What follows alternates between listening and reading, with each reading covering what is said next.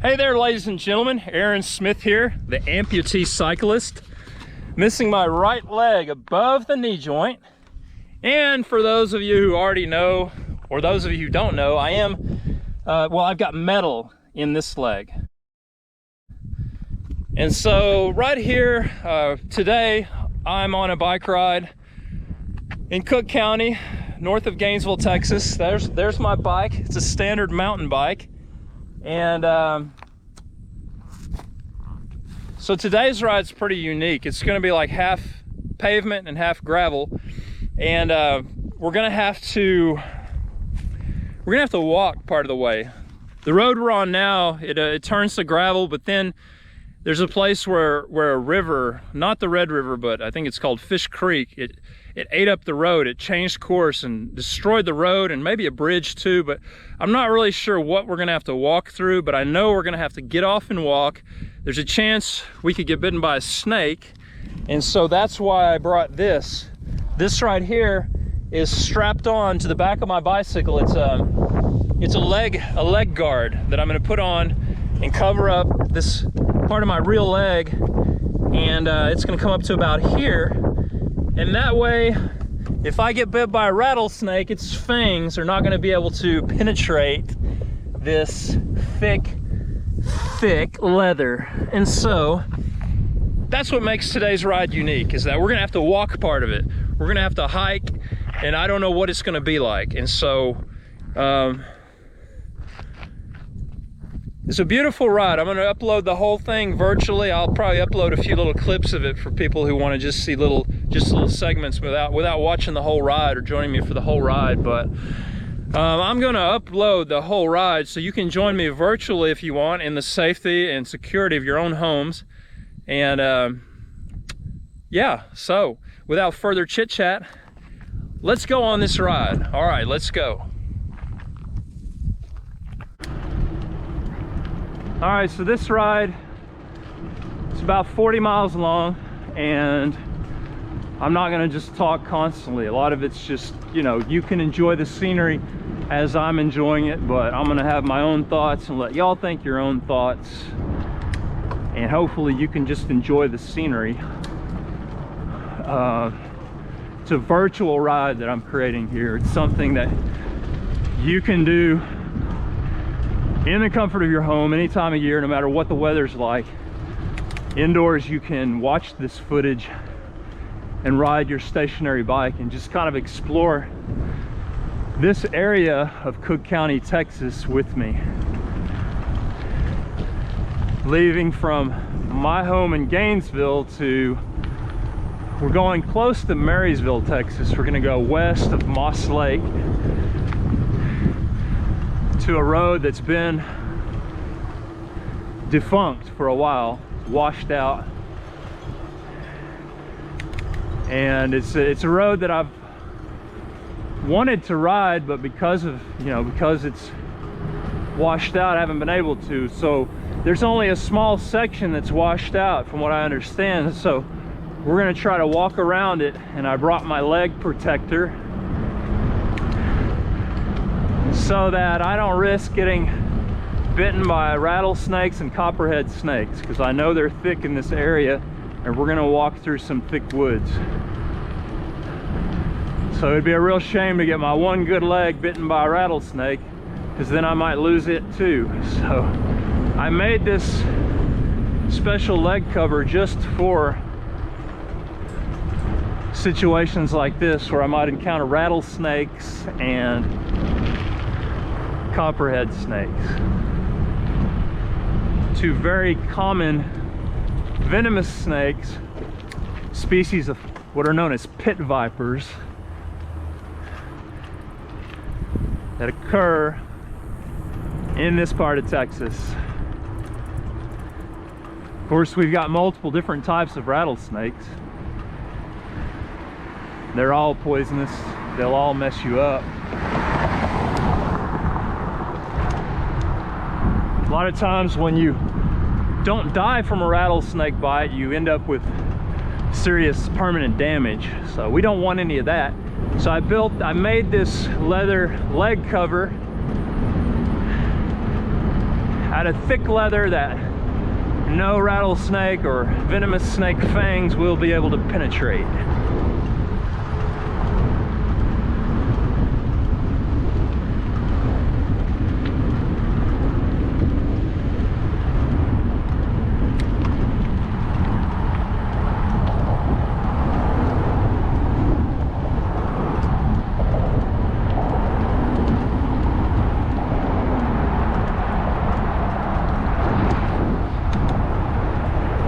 The capabilities to upload this entire ride, so that's what I'm gonna do, so y'all can join me on the ride the whole way. Do it virtually. Then if you decide you want to do it on your own, you know what it's like, you know, because you did it with me virtually, and you can get a good idea of what it would be like doing it in real life. But this may not be the best one to ever do in real life, just because of the part where I have to get off and walk. It's going to be a difficult, kind of dangerous thing to do. So I've got communications, I've got a beacon. Nobody's going to have any trouble finding me if I do get into trouble. So, but we're going to try to avoid trouble, be as careful as possible, so we can successfully complete this ride. Because it's going to be all easy fun and games until we hit that part of the road that's been washed out by the river. All right.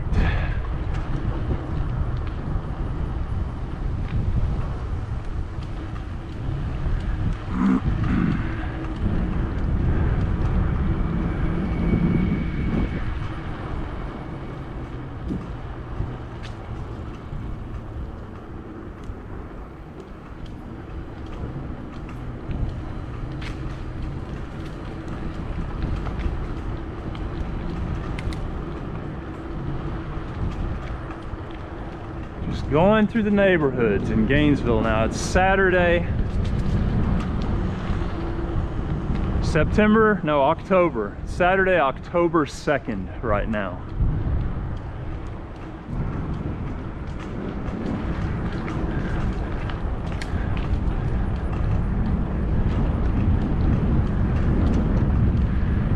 Now this ride is probably the best idea to do it would be, the best time to do it is on the weekend, because the first half of the ride being on pavement, we're on a road where there is no shoulder, and a lot of gravel trucks travel down this road during the week for the business, of moving gravel all over the county. And we don't want to be on the road with those gravel trucks. They're so big and heavy. We're better off doing this ride on the weekend when those gravel trucks aren't moving rock on the road. So the gravel trucks will not be on the road. They shouldn't be. Our hope is that they won't be.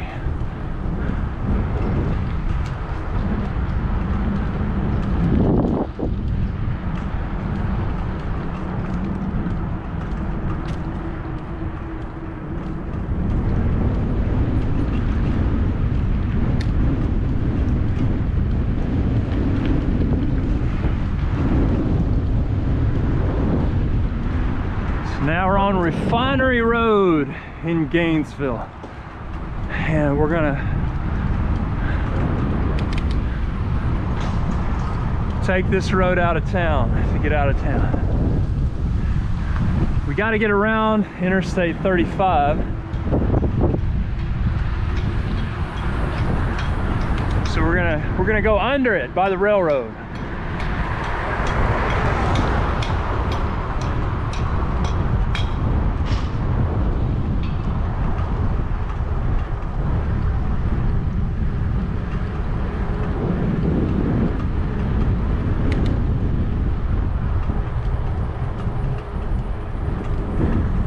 sale barn over here where everyone in the area brings their livestock to be auctioned off. They've got these sheep out here they're gonna sell, but they just let them out to mow the lawn. Makes mowing the lawn easier when you got a bunch of sheep that like to eat grass. Let them do the work.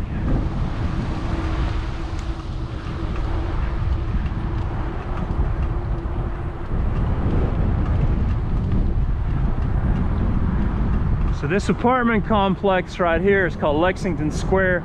We could go around it, but I think I'm gonna go right through Lexington Square, just because that'll keep us off the I-35 service road a little longer.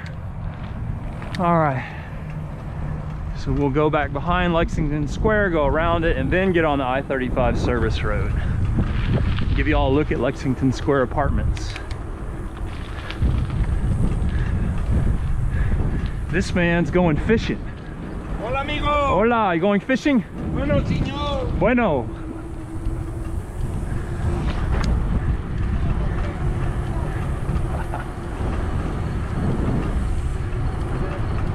It's cooling down, good weather for fishing. He's arriving.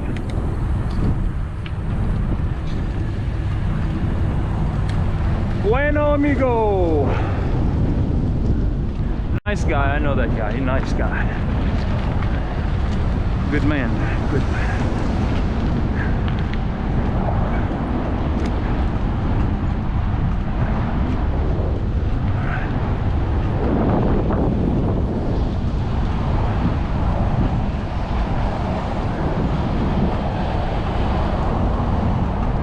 All right, there's Lexington Square.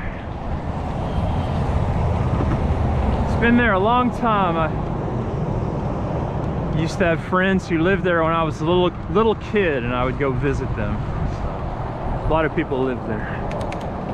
All right, so now we just gotta ride along Interstate 35 for a little ways here.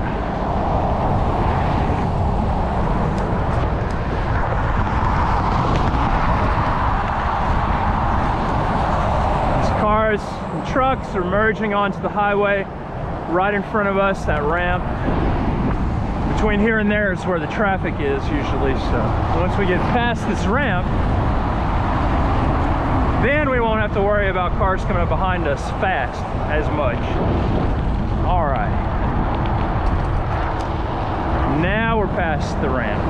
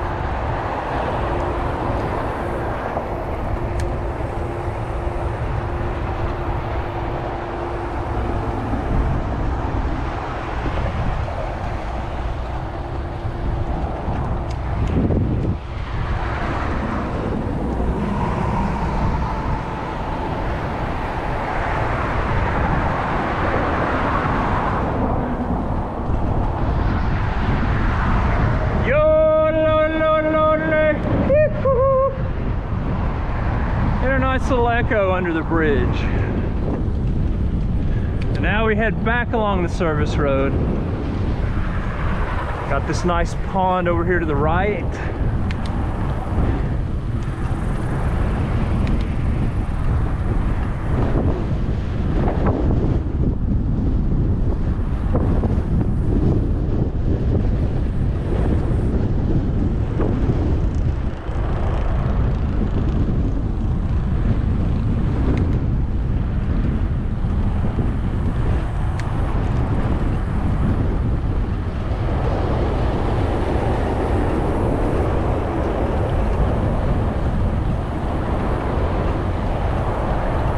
of noisy along Interstate 35.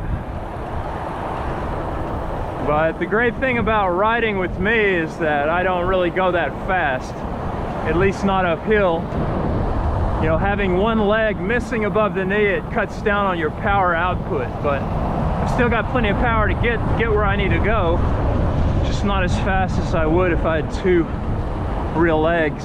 And so I'm able to film at a pace that allows you to see more. Get a better look at things, slow down, enjoy the scenery a little more. It's just a byproduct of my situation. Good byproduct. Good in every situation for those who are optimistic and willing to look for the good.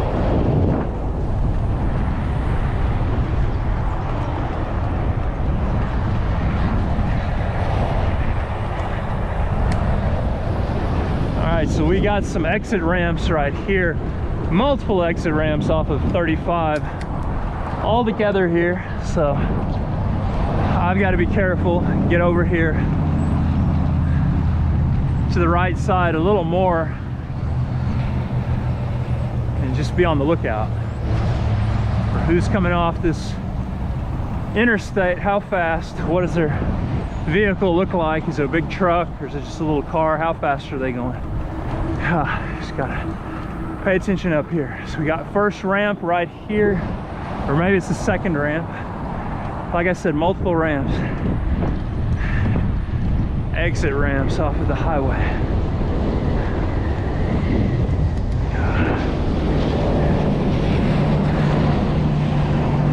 Ramp right back there, and we got another one right here. See, there's a car coming off the highway. Yeah. We don't want to get hit by one of those vehicles coming off the highway real fast. Stay over here to the right as far as I can. Look back. We're clear for now.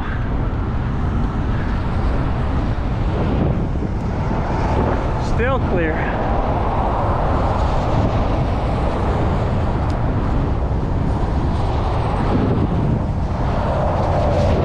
All right, we're good. Now this is our road. We're going to turn off right here.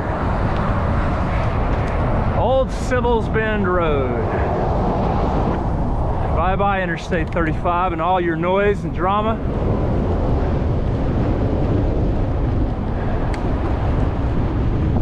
Until next time, which will be at the end of this ride. We'll got to cross it again to get home.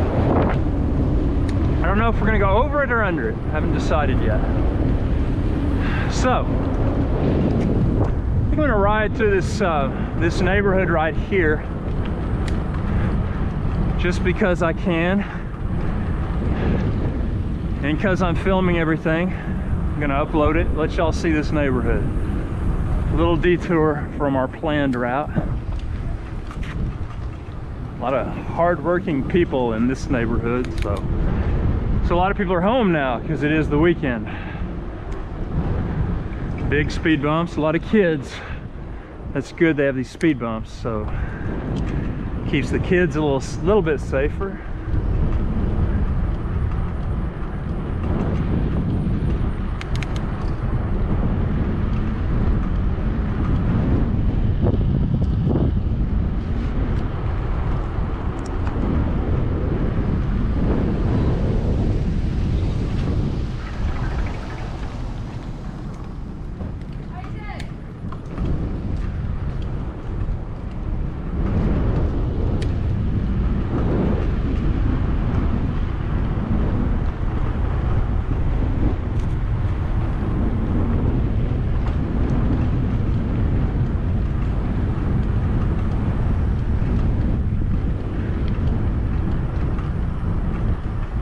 We got 3 roads running that way. That's the middle one. We're not going to go down that one. Then we got one up here that we are going to turn right on, and then we've got these 2 parallel roads, the one I'm on and the one we came off of to get into this neighborhood. So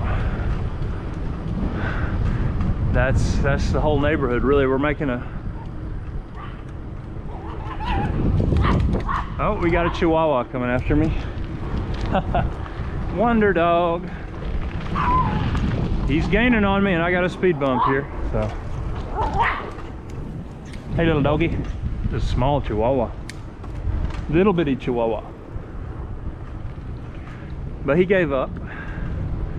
Boy, wouldn't it be crazy if big dogs were as violent as little dogs? You know, these little Chihuahuas. If you had a 100-pound dog that behaved itself like a Chihuahua, you'd be in trouble.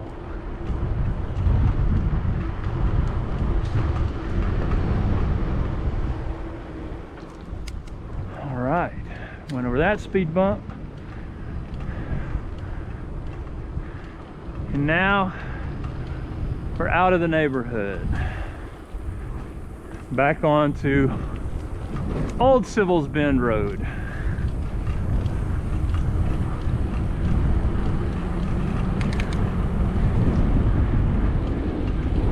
Behind the North Central Texas Hospital over here.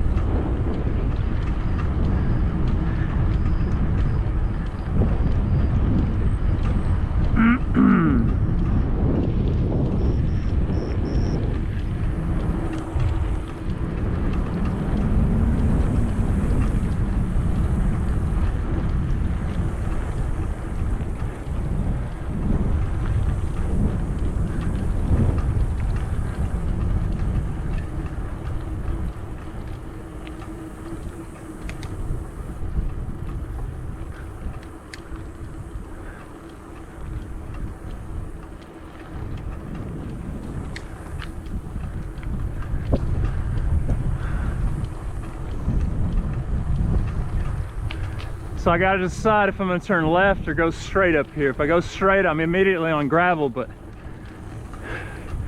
it ends up being a pretty different route. So I think I'll turn left, which will take us to gravel, but it'll also take us to the road, the main road out of town that we're gonna end up on anyway. It'll get us on it a little faster.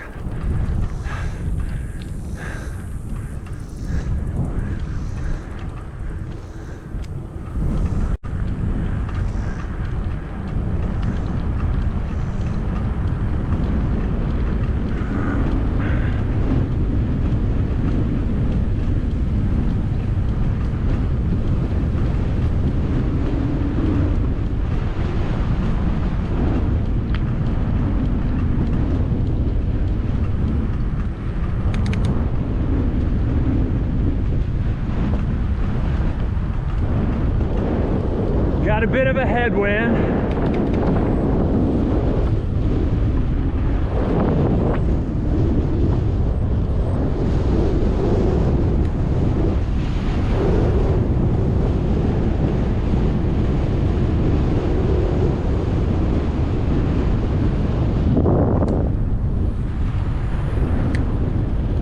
Got the sheriff's department over here to the left. Sheriff's office and a jail.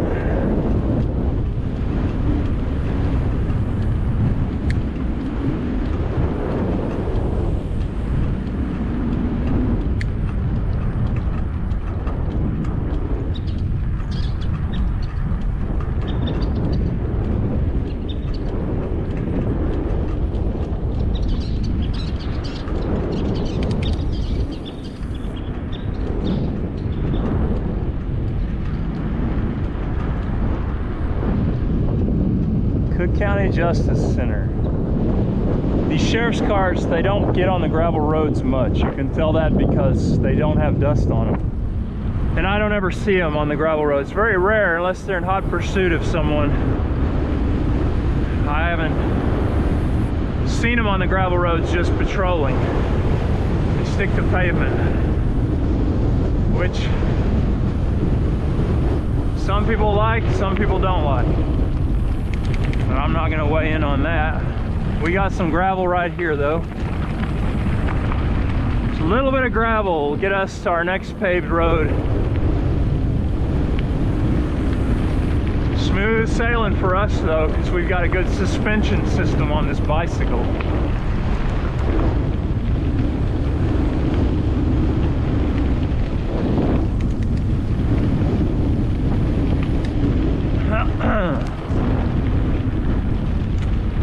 Pretty overcast day. It's been raining the last few days.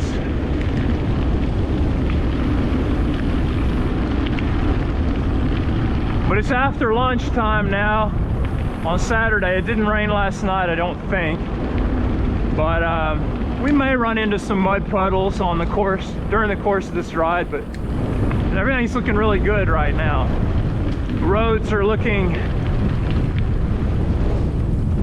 dry, but not so dry that they're gonna kick up a lot of dust, chalky, powdery dust. So that's just the way I like it. When the rain has dried up enough that the road is dry but not dusty.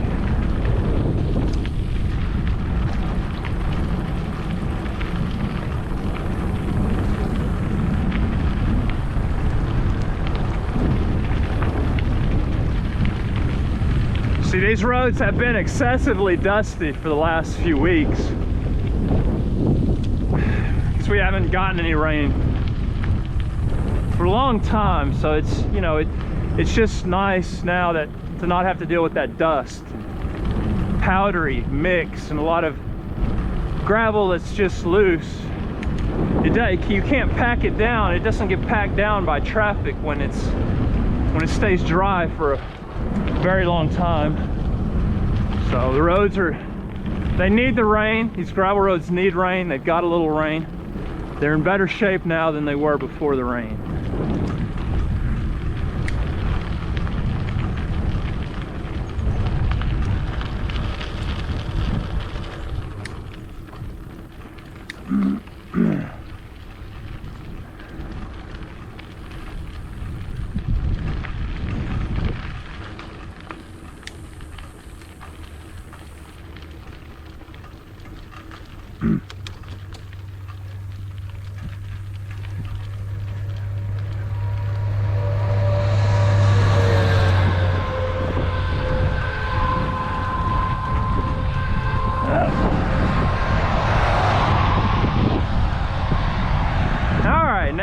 Busy road. We just gotta have eyes in the back of our head. I've got to have eyes in the back of my head. Make sure nobody comes up behind me and hits me. So it'll split off up ahead. You can go to Moss Lake East or Moss Lake West. We're going to Moss Lake West. We're not actually going to the lake, but we're taking the road that'll get us to that end of Moss Lake.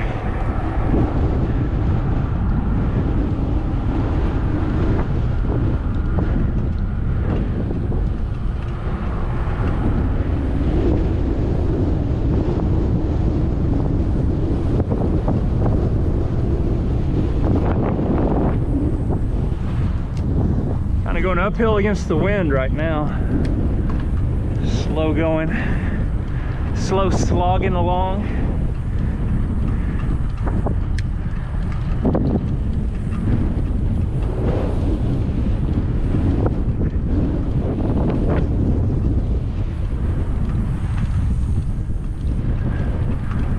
It's getting bright. That sun, it's really coming out. It was more overcast a little while ago. This morning it was super overcast.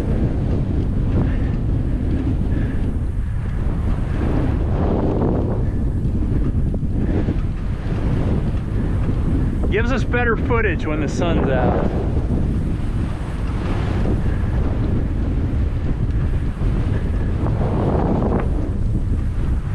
Of course, I have to cover up my skin to avoid a sunburn, but I've thought of that. Got this long sleeve shirt on, got a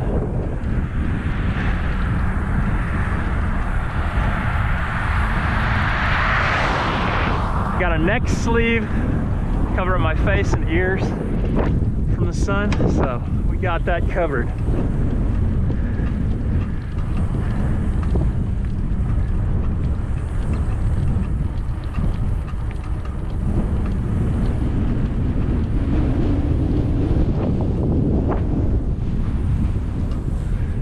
Car coming up behind me, it's way back there though. Going up the hill, up the hill. This bicycle's a little noisier than it's been. I've got a part on it that's wearing out.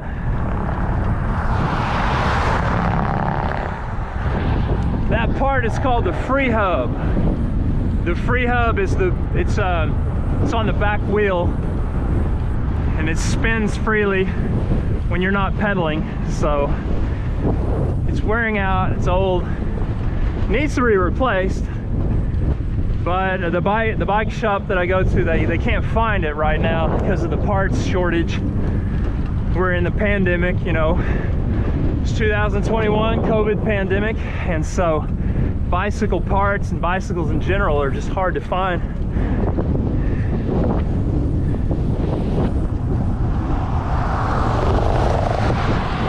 So what they did was they fixed it the best they could, cleaned it up, but at the end of the day it needs to be replaced. It's a little, y'all probably can't hear it, but I can. It's just a little noisy for me. Just made it to the top of the hill. This car behind us couldn't see around me, so now they can. I gave them the thumbs up to let them know nobody was coming at them oncoming.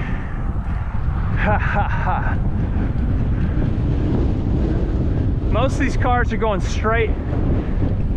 We're gonna branch off to the left up here.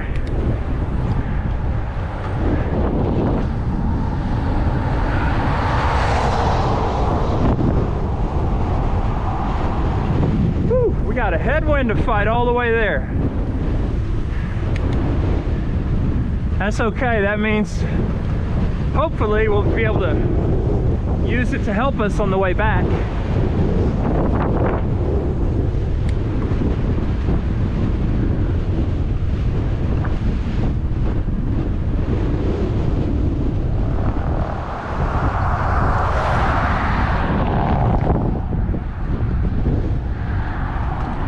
Climbing, climbing, climbing.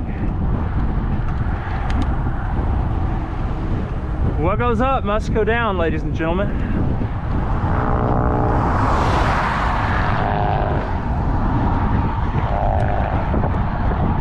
We're still going up. All right, so they went off to the left. That car went to the left. That's what we're gonna do. Follow them.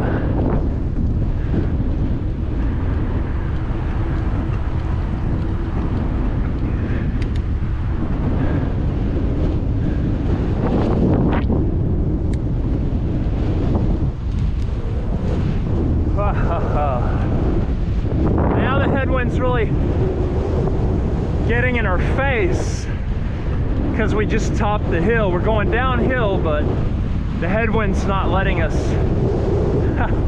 It would push us backwards if we stopped pedaling. That's what I'm saying. So we're gonna turn left.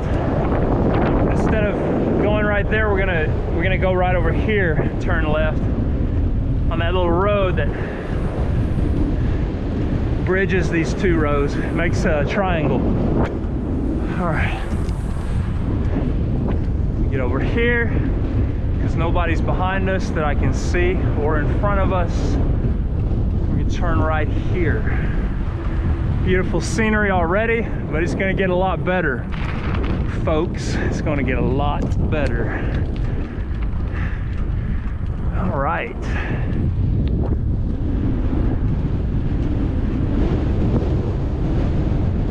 Drink a little bit of water.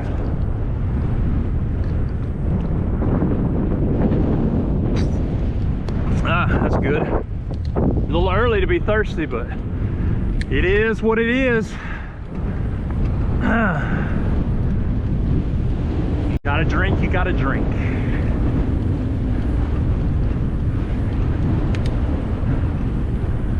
Got the mail truck. Get over here for now.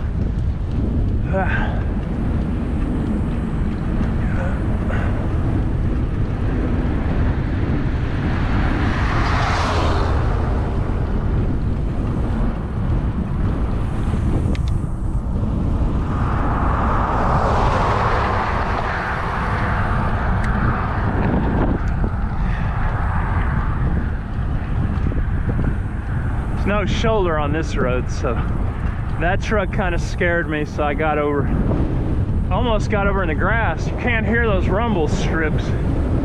This road doesn't have rumble strips, so I can't tell if they're getting over or not when they go to pass.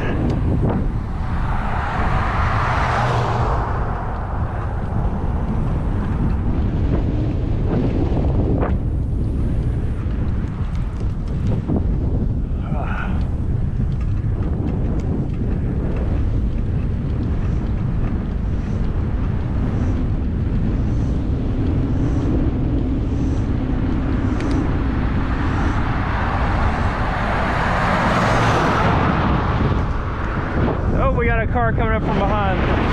There it is. I'm gonna get over here so I can see them oncoming. It's just safer in this situation.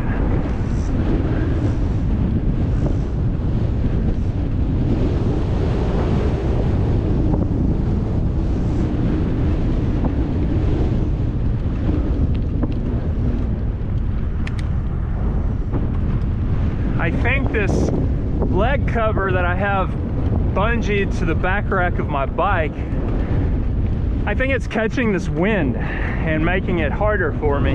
So it's like a sail back there that's trying to go against the wind. It's not helping me.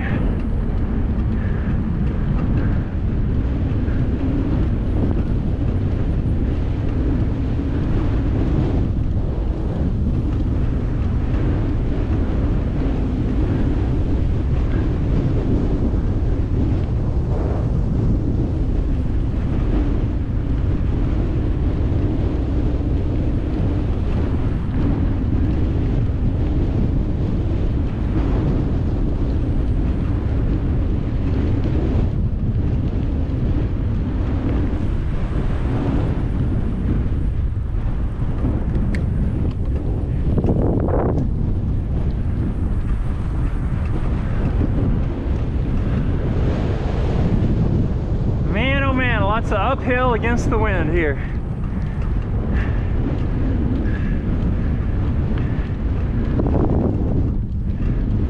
You know you're working when you're going uphill and against the wind.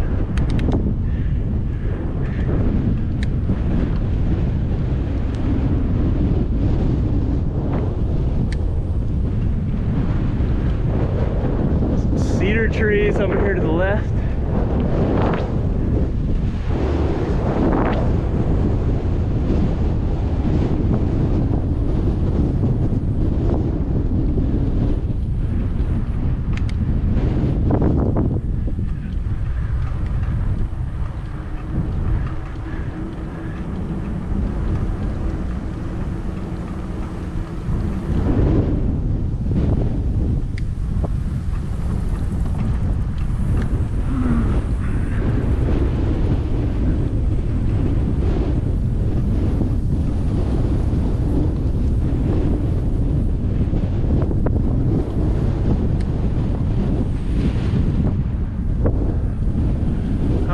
Car oncoming, nobody's behind us.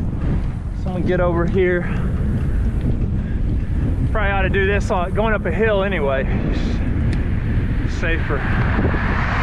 We do what's safest for our given situation, and that's how we stay alive. It's a risky thing being out here on a bicycle on a road totally intended for automobiles, cars, trucks.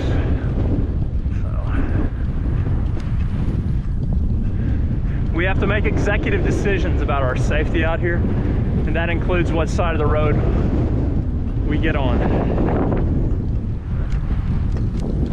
It just depends on the situation. The sheriff's deputy riding on the pavement.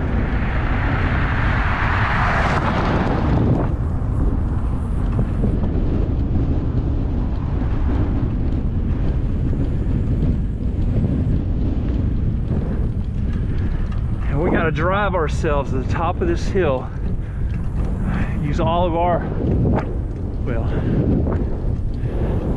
there's no engines helping, it's just all us. If we move, it's because we make ourselves move. with our resources from our bodies. That's the only way it happens. There's no gas pedals out here, ladies and gentlemen. Not on this bicycle. No electric power, no gas power. It's all human muscle power.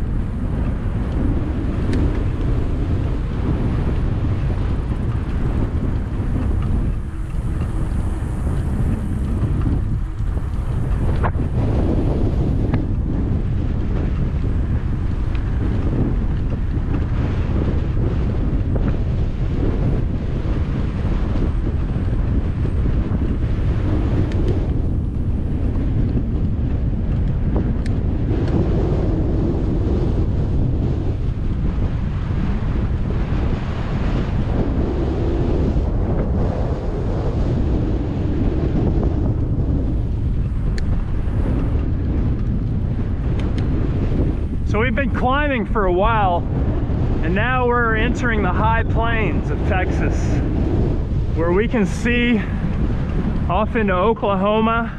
Off that way we can see into Oklahoma. And this is an area it's been grassland for centuries. It's been grassland.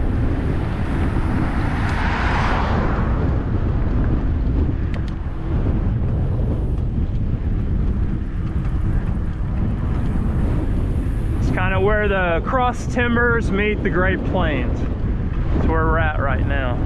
So there's a little bit of a mixture, but right here it's mainly grassland.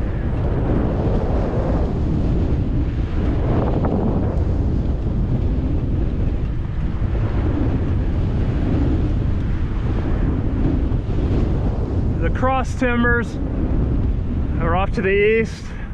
The Great Plains are off to the west. If you keep going in either direction, you'll run into either trees or just open space and open plains, flatlands and grass. So the Native Americans love this region because they had the cover of the trees, but they could still hunt buffalo too. You know, the plains came right, I mean, the buffalo roamed right here in the millions. So this is a really heavily Native American populated area back before European settlers arrived. Even long after they arrived, there's a lot of fighting going on that I talk about in other videos, like the Teovaya French and Indian War that happened in 1759 in Spanish Fort, a little further to our west. But we're real close to the Red River, so all this area along the Red River is Native American country. Native American homeland.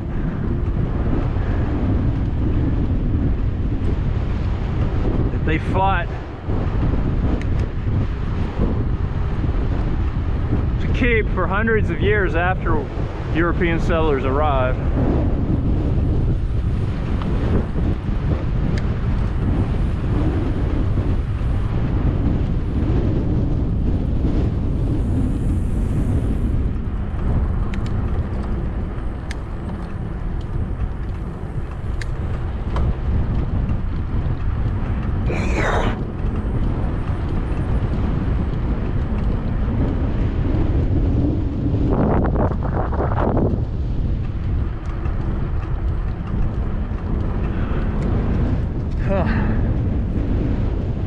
Getting sweaty. It's kind of humid day today. High humidity levels.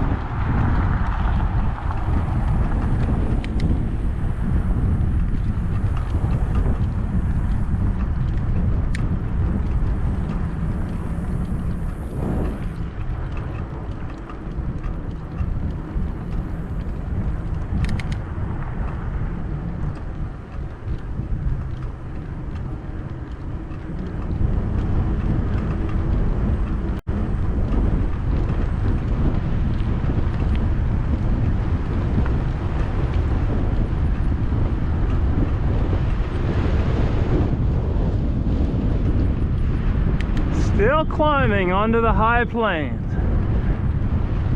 I guess they're called the high plains because the elevation, you just gotta climb to get up on them, and then it's windy on the high plains. Today it's pretty windy, but it gets a lot worse. A lot worse. Not too bad today, really.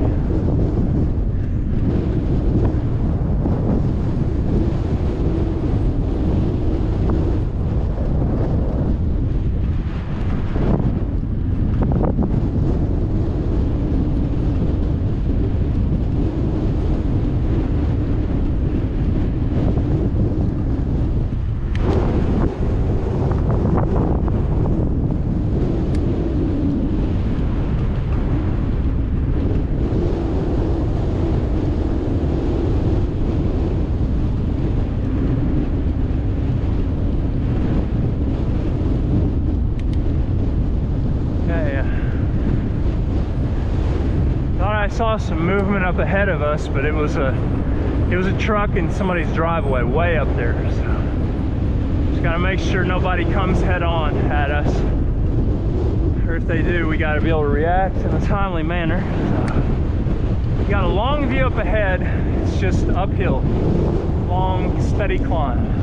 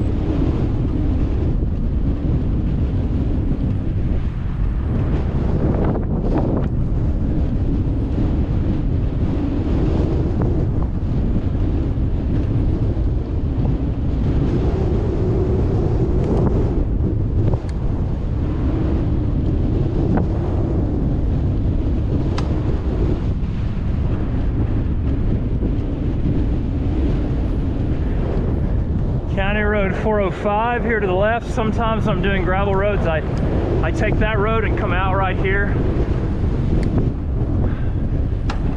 Oh.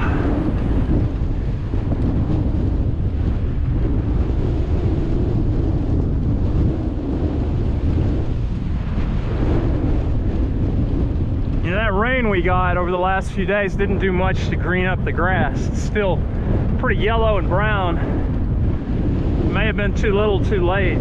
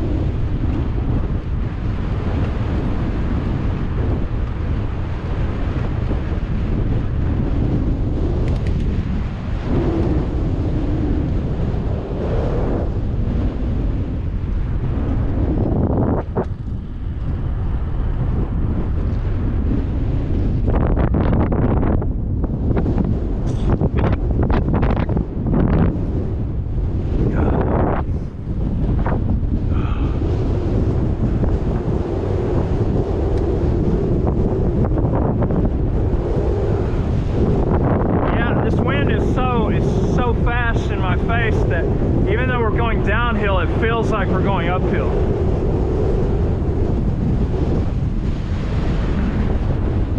So that means turn up your resistance, y'all. Turn it up. Just because they're going downhill doesn't mean the wind can't blow you backwards.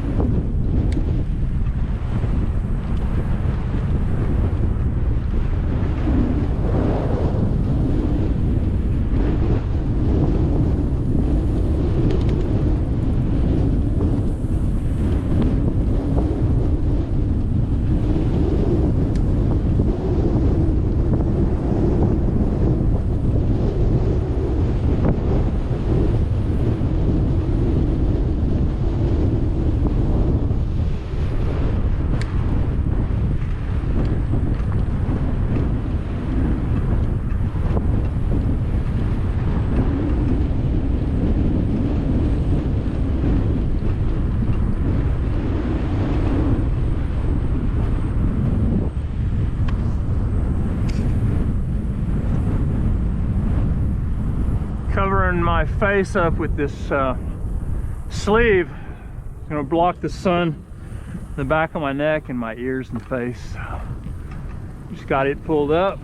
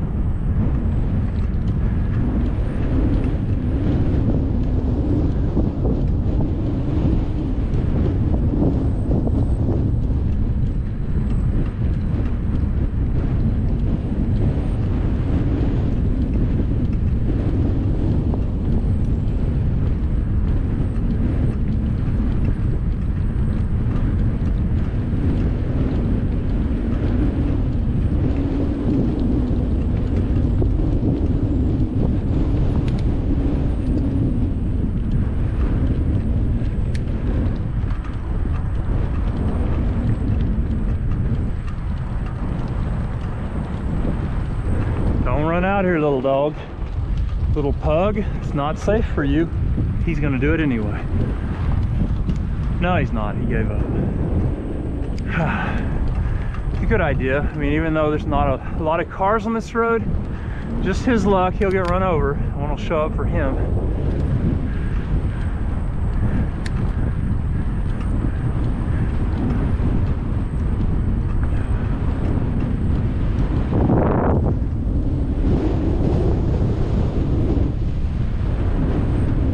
Still climbing higher onto the high plains. And that's how it is between here and the Red River. It's just a constant climb. And the water that hits the ground here, rainwater, it does not drain into the Red River. It goes back and ends up in the Trinity River. Everything in Oklahoma does end up in the Red River. Up in front of us, when the rain hits the ground, it runs off into the Red River. But as close as we are to the Red River, everything that hits the ground here, it runs the other way because we're climbing a hill to get to that Red River. Water can't climb hills any better than we can.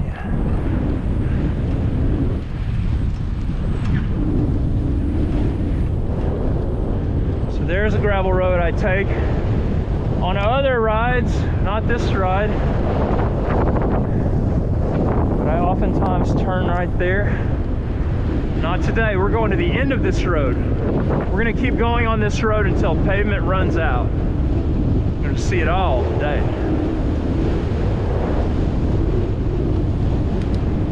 Then it'll turn to gravel, and then that gravel road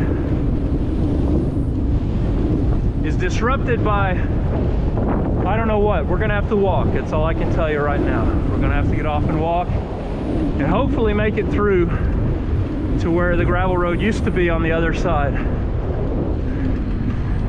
of this river. Not the Red River, it's a different river. Smaller river. We're gonna stay in Texas for this entire ride. But I'll include a Strava link with my description of this ride, you know, when I upload it onto YouTube. So if you want to see exactly where this all occurred, all the stats for this ride, just look at the Strava link.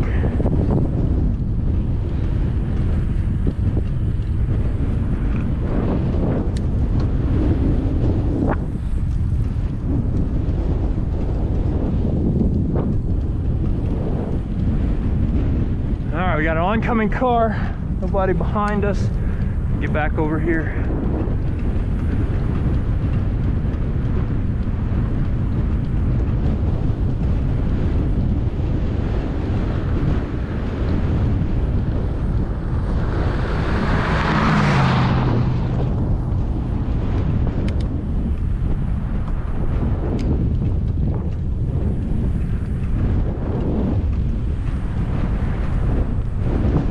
these structures over here, like that old water tower, there's another one further over there. Buildings over here. This is Camp Howze, H-O-W-Z-E. It was a World War II Army military base training camp and a prisoner of war camp. And it was huge, and we're just, everywhere we're gonna ride, you know, where we are now was part of Camp Howze. Most of what we're gonna do is gonna be in land that was Camp Howze, which was in 1941. The military confiscated all this land, just showed up to people's front doorsteps. Everybody out here said, okay, you have such and such number of days to get off this land or we're gonna bulldoze your house. And so people had to leave. They got a little bit of money for it, but not much. And Camp Howze, there were probably like 100,000, at least at any given time they had 60,000 soldiers training for World War II between 1941 and 1946. But then in 1946 they shut it down and then sold the land back to the people who they took it from. But most of those people were too broke to buy it back. They had moved away, so that's kind of why it's not really heavily populated now. It's because everybody who had spent hundreds of years and generations, many generations, establishing themselves out here just got booted off in 1941. So, but yeah, this is Camp Howze. These buildings, that building, it's a Camp Howze building. It was put up during that time period. And there's a long building. It's dilapidated and collapsing over here. That was apparently an old hospital, military hospital. They had German POWs, did lots of training drills, dropping bombs, ordnances. A lot of World War II training went on here. Hundreds of thousands of soldiers who fought in World War II were trained right here in Camp Howze.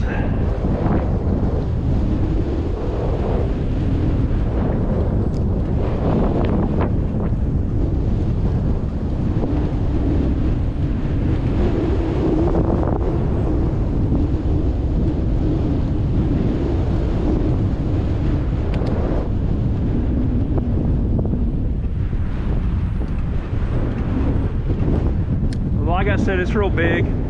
It's real big. It goes on and on. So.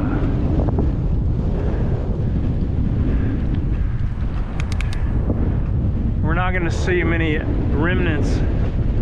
We're not going to see much evidence that it was ever even here. We'll see some more, like those buildings back there. There are some more buildings. But this area, there's a lot of foundations left on the adjacent road, Moss Lake Road over there, the parallel road to this one. There's blocks, foundation, concrete blocks are left. Were left, they're still there, but I think the farmers around here in this specific region they've removed all of those from their fields so they can farm for hay and whatever they need.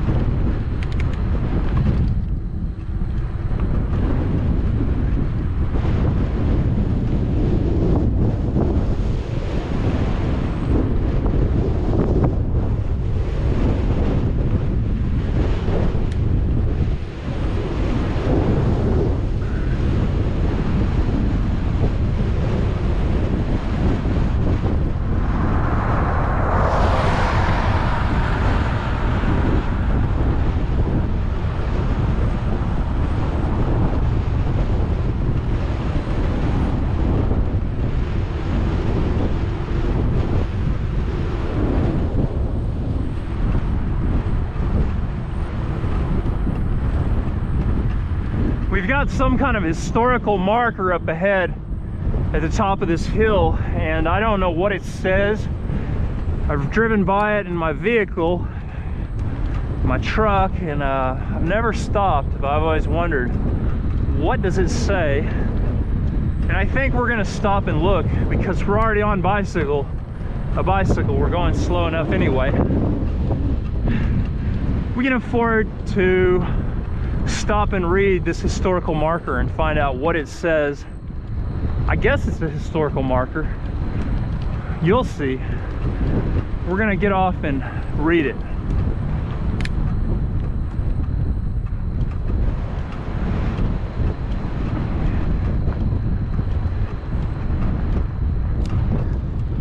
No cars coming from behind. The marker's right up here. We'll have to walk through the grass to get to it,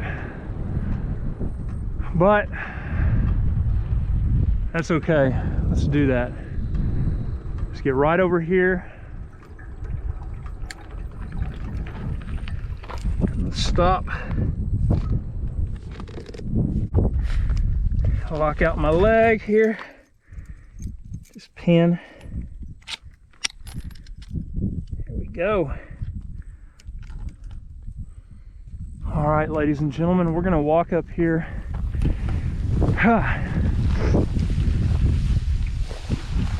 To this historical marker. Now I like to take my bike just because I can lean on it. It's like a crutch for me. Beautiful area. Okay.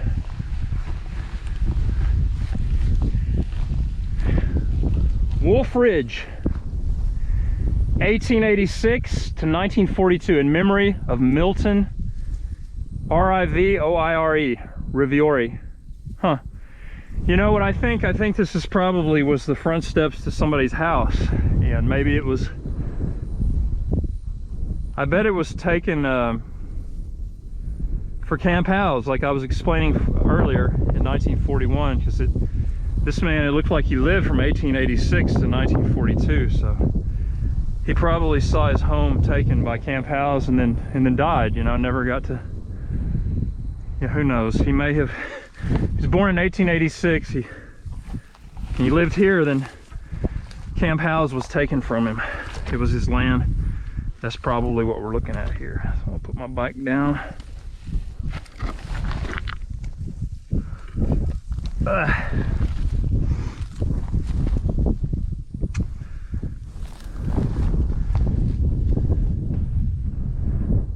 Yeah, I imagine Camp Howze took this man's home and bulldozed it down, and then he died, and so his family probably either bought the land or made some kind of agreement that he would be memorialized here where he spent his life. A beautiful place to live. If they had their house right here, they could see off into Oklahoma in every direction. You could see a really long way. So beautiful, beautiful situation here. Beautiful place to live. All right, so I'm going to check out my leg here, make sure it's all working. Everything looks good. It looks like it's functioning the way it should. It's sounding good. So we're gonna get back on the bicycle now that we've looked at this marker. I've always wondered what it was. It's not a historical marker. It looks like a tombstone, like a gravestone. But I don't know if the guy's buried here or not. I don't think he is. I think this was his home. I think Wolf Ridge, that's what this place was called. The man Milton Rivoire, I think this was his house. I think he spent his life here. He watched his house get bulldozed by Camp Howze, and he died sad at what he saw, because he never got to see Camp Howze sell the land back to the people they took the land from, the government, U.S. government. So beautiful story. I mean, it doesn't tell us the whole story, but knowing the history of the land and knowing the time period when he died, where this is, we can pretty much surmise from the available information that Camp Howze confiscated his land. The US government did, for a military base. They confiscated his land. All right. So, I don't see any cars coming. We got to get back on the bicycle. We are in rattlesnake country, boys and girls. You gotta watch out for them snakos.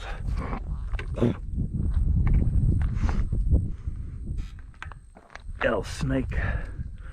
Snake. No, step on snake. Oh, don't tread on me. You really don't want to tread on a rattlesnake.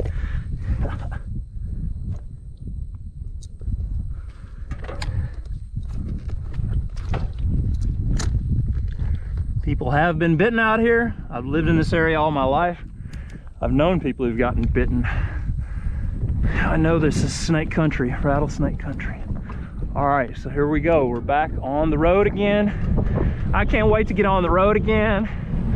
The life I love is making music with my friends, and I can't wait to get on the road again. Wolf Ridge, I wouldn't have known this point is called Wolf Ridge if we hadn't made that stop. So the bicycle seems to be functioning. The back wheel is still noisy. As long as it holds together, gets us where we need to go, that's all that matters. All right, now we're going downhill a little bit. Beautiful area. This ride gets real beautiful right here. And even though I've got a headwind, now it's downhill. It's a steeper decline. So I don't have to work as hard. Appreciate that. I'm gonna slow down and get a drink of water.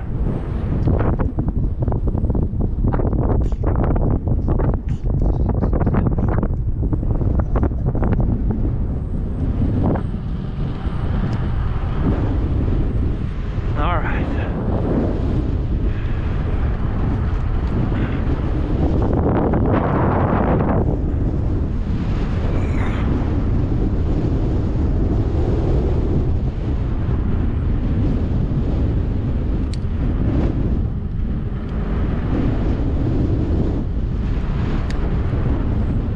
Big views up here. See a long way, a long way. We're going down towards the Red River.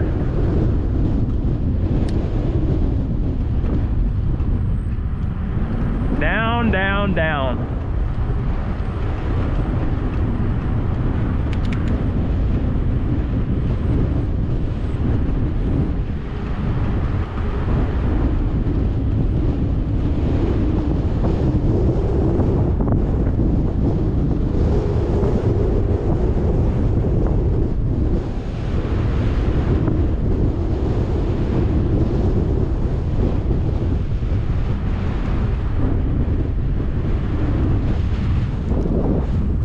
Surprised we're not seeing more traffic, because this is pretty much a dead-end road, except for the place where we're gonna walk through the woods. Cars can't do that, you know. They can't do what we're gonna do.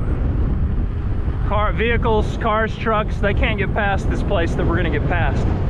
But still, there are houses down at the end of this road, so I'm surprised we haven't seen cars and trucks going up and down this road much.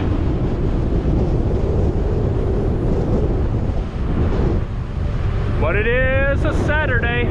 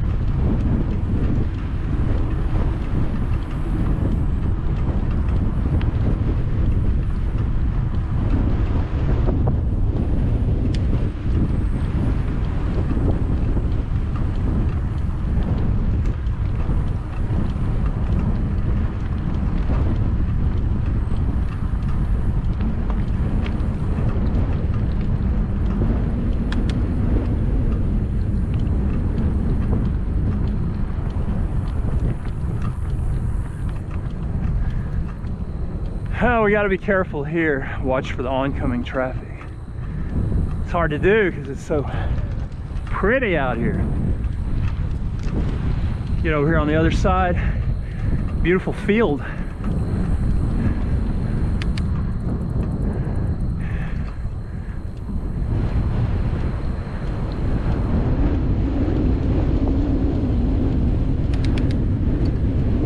It's all Camp Howze. Camp Howze went all the way to the Red River.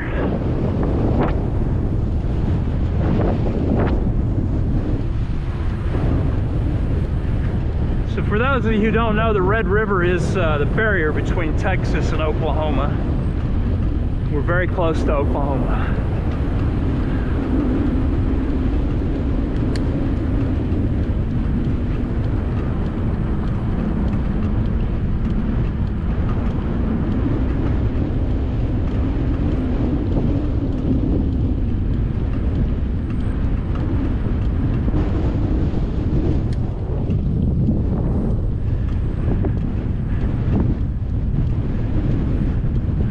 Topping another hill, another big hill.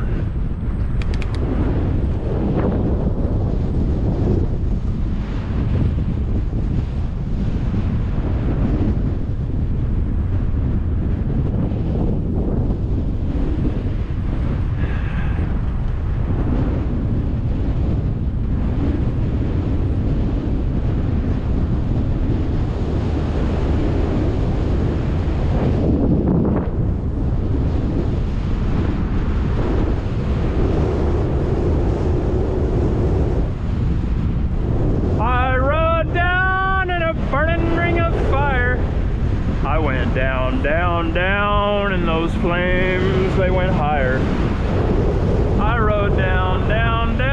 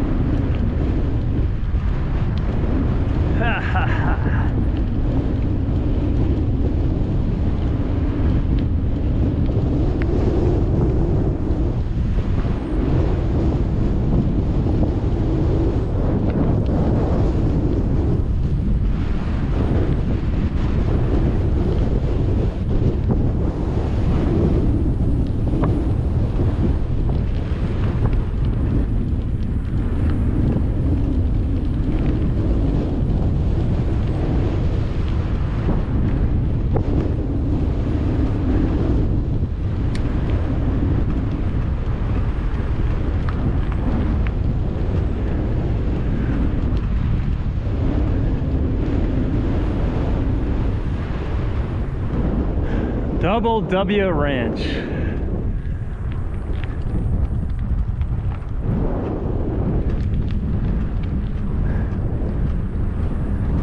I think the Double W is a pretty big ranch. I don't know who owns it. A lot of people who own land out here don't even live here. They may live in California for all I know, but I know we're gonna ride past a few more Double W Ranch gates on this bicycle ride. We're going down, down again. Down, down, down.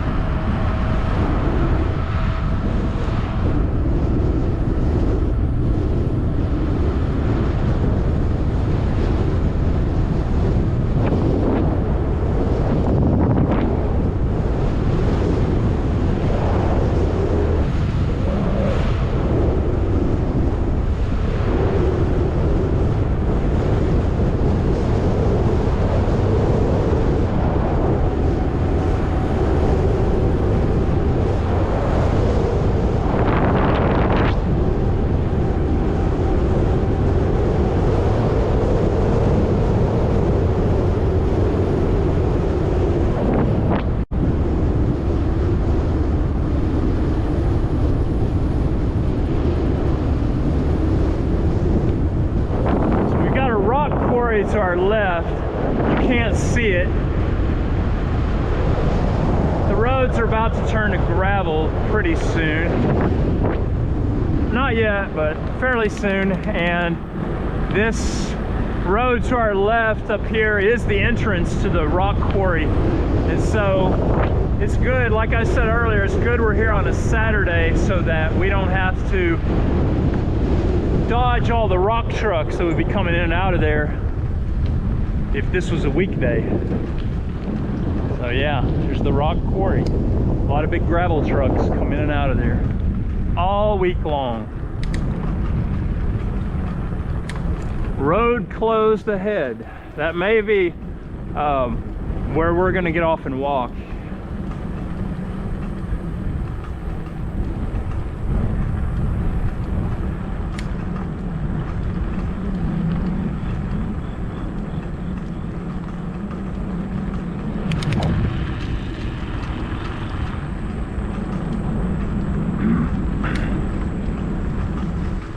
Oh, there's deer.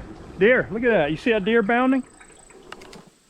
Wow, I saw 2 deer, y'all. That's awesome. They're gone. Don't usually see them up that close, but they were deer in the woods right next to me. I heard the bushes rustling. Something rustling in the bushes. Looked over, I could actually see the deer. We could see the deer, I hope. Boy, we got close to him. I was like less than, well, about 20 feet from the deer. A lot of times I hear rustling in the bushes and I can't see the deer. You know, I stop and I look and I can't see them. The brush is just too thick, but we're gonna stay quiet. See if we can see some more. That was awesome. I love seeing the wildlife.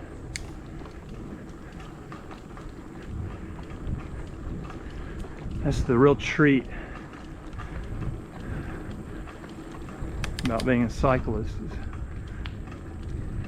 is sneaking up on wildlife.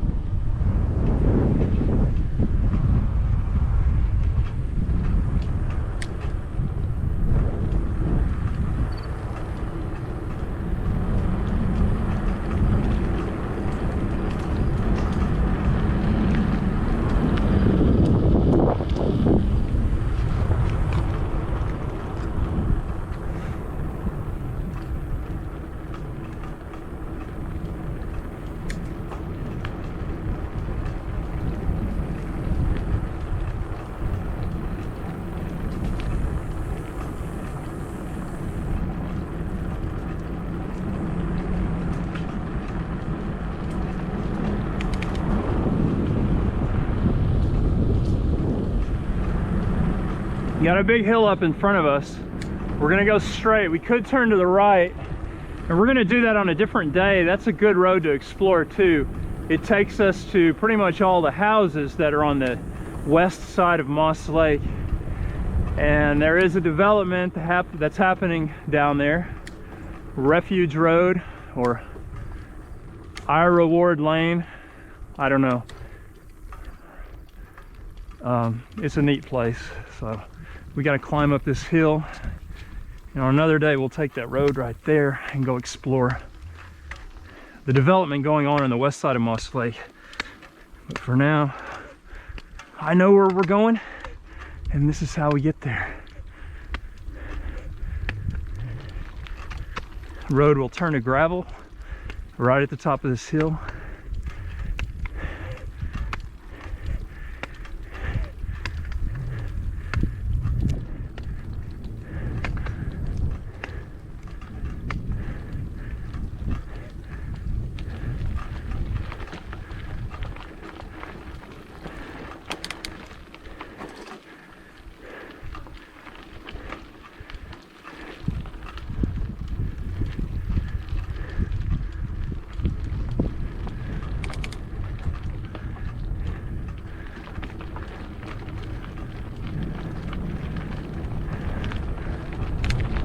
All right, I'm glad it rained before we got onto this gravel, because it's clearly new gravel that's just been dropped.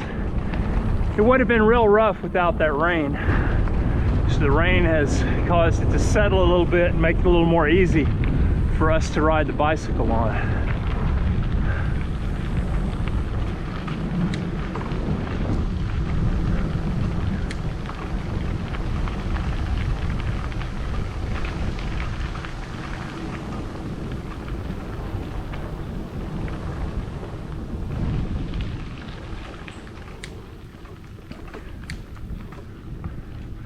Some loose rocks right here to get over.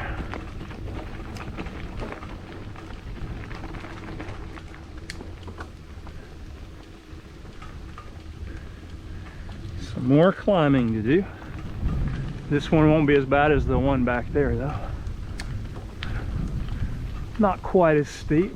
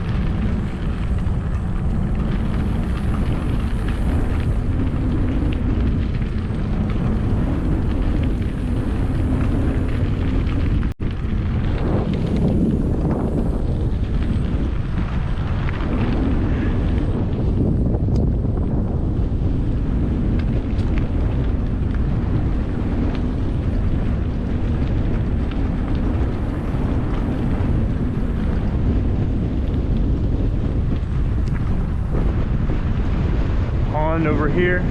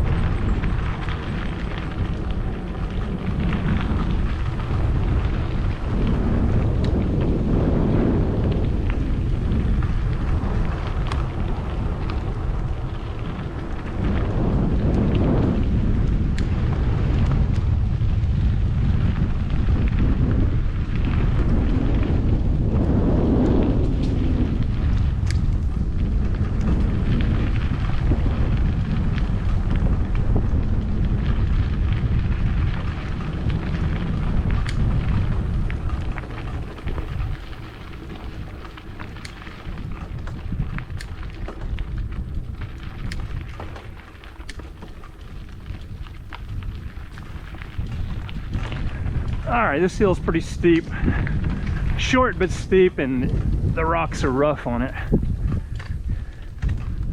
We got a little path of truth. I think we'll be able to ride to the top, push our way up on it. Yeah, we're making it. Good, good.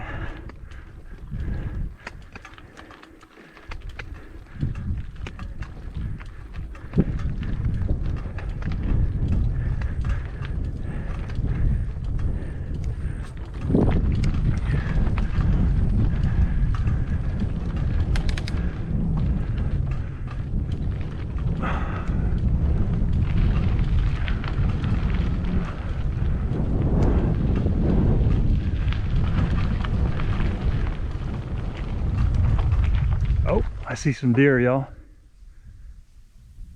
No, those are cows. They're cows. I was hopeful that I was hearing a deer. All right, I gotta keep going.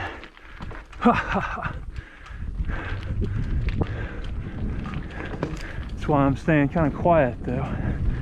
So I'm hoping we'll sneak up on some deer again.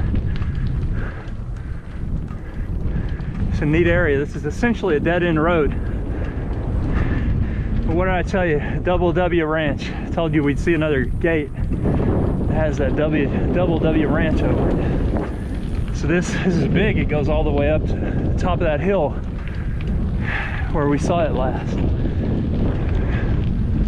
Beautiful view of the Double W.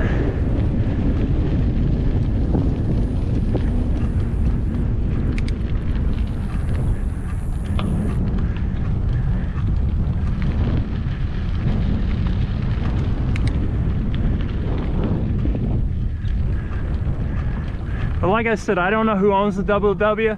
It could be China, owned by someone in China, for all I know. So I just couldn't tell you. I doubt it's a local person, because if it was, I would probably know them, because I know I've lived here all my life. I know just about everybody, so in the area, you know.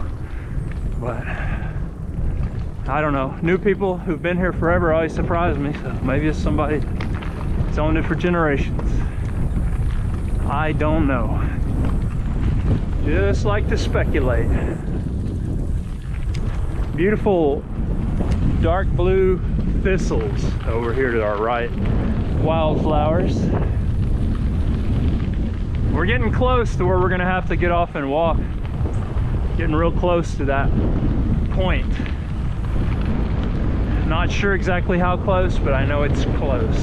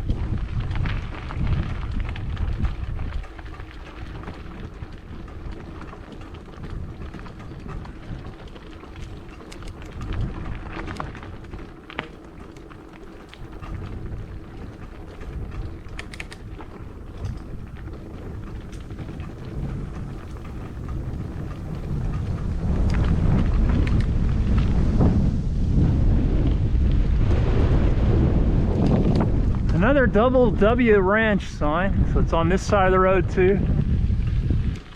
The double W.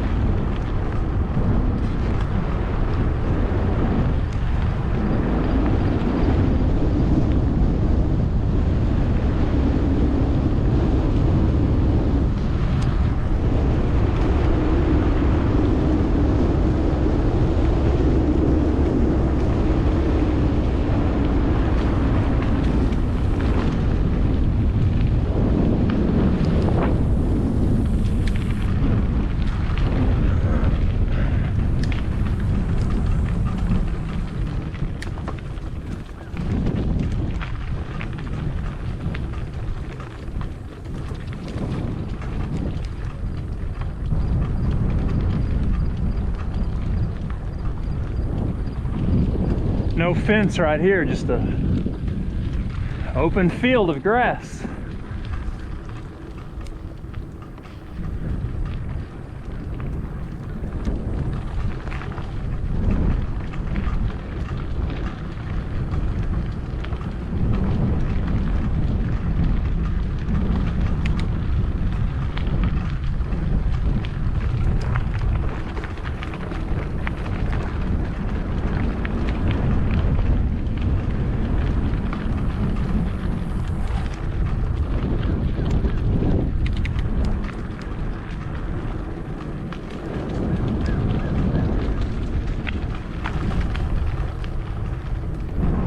All right, ladies and gentlemen, we're approaching this old bridge where we're gonna have to get off and walk.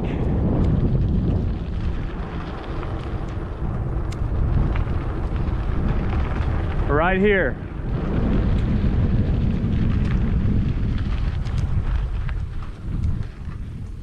This is the point at which we can ride no more.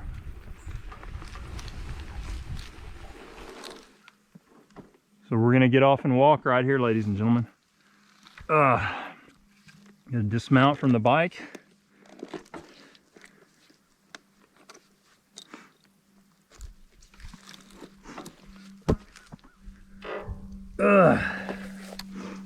Walk out the leg, have a look around. Yeah, the road, it used to come right through here and go over this bridge, but for some reason it's closed. It looks like it might be because of the condition of the bridge itself.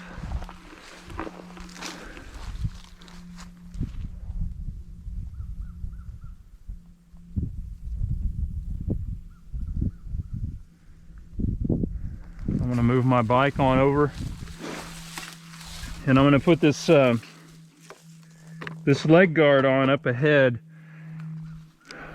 once we get over this bridge. I think it's, you know, something that I'm gonna need for snakes and poison ivy, but not quite yet. I'm not gonna put it on just yet.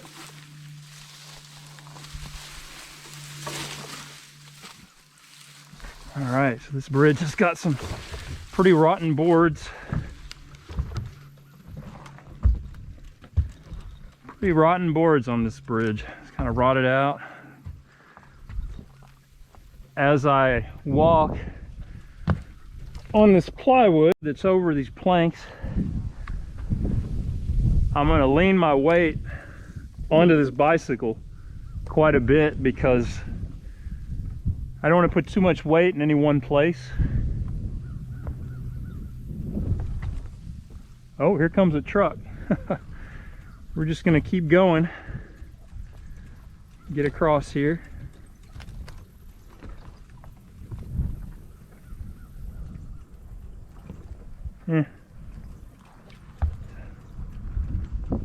Look over the edge here.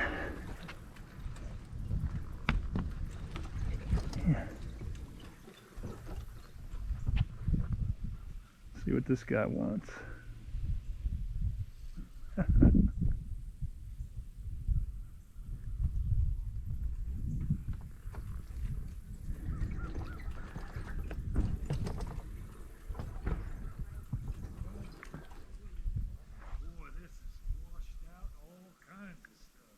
How are y'all doing? Are y'all out looking around like me? Yeah, I ain't been out here 10, 12 years, maybe even better. Yeah, same here. Be careful walking on that bridge because there are rotten boards on here. I'm leaning on my bicycle. I'm kind of distributing my weight, you know, between the bike wheels and oh,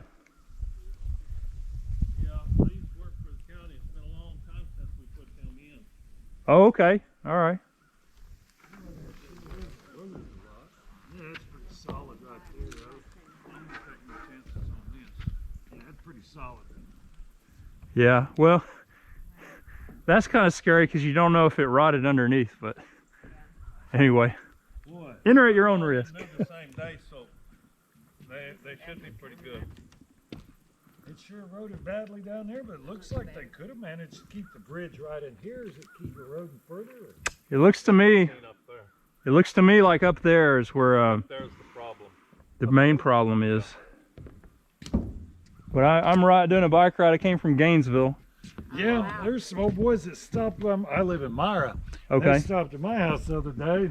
Said they was doing 70-mile rides heading out there this way and all over. Are you a crawl or a sicking? Yeah, well, yeah. My Okay. mom was a crawl and I'm sicking. Okay. Yeah, I know your mom. She's my grandmother's sister, Oh yeah. Vicky Self. Yep, you're right. Yeah, You're dead level right. sicking. Mary Crawl, yeah. Yeah, Mary Sicking. Or crawl, yeah. Okay, all right. So we're relatives. What are the odds in Cook County? Run into some relatives. Sickings, crawls, Sneeder John. Got lots of relatives. Yeah, boy, it has eroded up there. Now, y'all watch out for snakes. Yeah, God almighty. Way back in there. They figured this would go across and then go through that bottom. And this old sand just erodes and erodes and erodes down it. See that road used Yeah. to be. All right. So this is where I start using this leg guard. I built something to put around my legs so I don't get bit by a snake. Oh, yeah, that's Yeah, probably a good yeah, idea. he has a big old rattlesnake hide of. There'd be rattlesnakes and water moccasins, copperheads out there. Yeah, yeah. So I'm gonna find the other side of the road, but I gotta walk through some crazy stuff. Oh, you trying to get to the other side? Yeah. Yeah, I have no idea. Like I said, it's been so long since I've been out here, I couldn't begin I've to been tell in there. you. It's pretty woolly. That's why I brought. Ain't saying you can't do it, but it's pretty woolly. Yeah. Well, I don't want to get bit by a rattlesnake. No. Yeah. And I used to have snake This traps, will- and that's a this will- smart idea right there. I made this myself Well, that looks pretty good. out of leather. I went to Jack Cheney and got leather from him. Just a lot of buckles, but I don't have to buckle them all up. But I think this is thick enough that if a rattlesnake bites me, it's not gonna, its fangs aren't gonna get through that. That looks pretty thick, yeah. Yep, you'll be all right there. Boy, I wonder how many people this affects. Probably 10, 15, 20. Not too many. The oh, what's his name up there? Okay, Lloyd Young is on that road up there. Used to be. There's an old man living in his house now. And then you got an elderly couple live this away. And that's about where just before you get to there, well, you go past Lloyd's house and you make a curve, and then you go a little bit more and make another curve and come down here. They live right there in that first curve. Well, they have to get used to it. And the road's pretty much screwed till you get. Yeah. They'll get used to doing the Munster route versus Lindsay Gainesville. Yeah. Well, good luck getting across there. Thank you. Yeah, Gary Lynx lives, there's a house right over here. He lives in the last house before this road. But you know Valerie Sneeder Smith? Valerie Smith? She just passed away. She should be your first cousin. Yeah, so my folks were talking about it. I guess she had stomach cancer. well, some kind of lymphoma. She had a big tumor that they told her was a hernia, but then she found it was cancer, and then all of a sudden her intestine was perforated, and they said they couldn't do surgery because then the chemotherapy wouldn't allow it to heal. So she didn't have long. It was kind of a surprise, but anyway. Well, you never know how quick it can go. Yeah. And all of a sudden You just don't want it to be your mama, but you know you've lost your mom, but you don't want to. We're all gonna die, but you don't know when it's gonna happen, and you don't want it to happen. You know. You want it to happen like getting hit by a truck, which is how it seemed. Well, there's so many of them dying from that dang COVID. Yeah, we don't know if that's why the doctors didn't catch her cancer early enough. Yeah. A lot of people don't know that's the problem now until they wait and don't want to go, and then when they go. Yeah, she thought it might be Sure, there's plenty of something snakes else. all throughout here. I can get a little sprinkle like thought I felt a raindrop.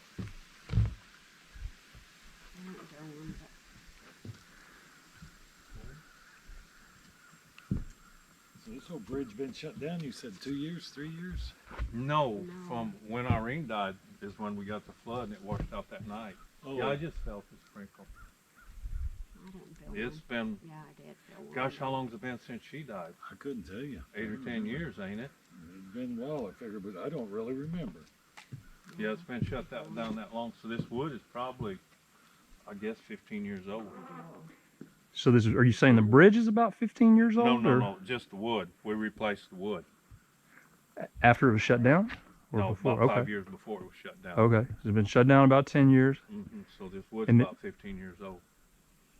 So this is, It's in- people just drove across it like this. They didn't have pavement or rocks or Oh, anything. no. Okay. in pretty good shape considering. No, you couldn't cover it because then the wood would stay wet and rot.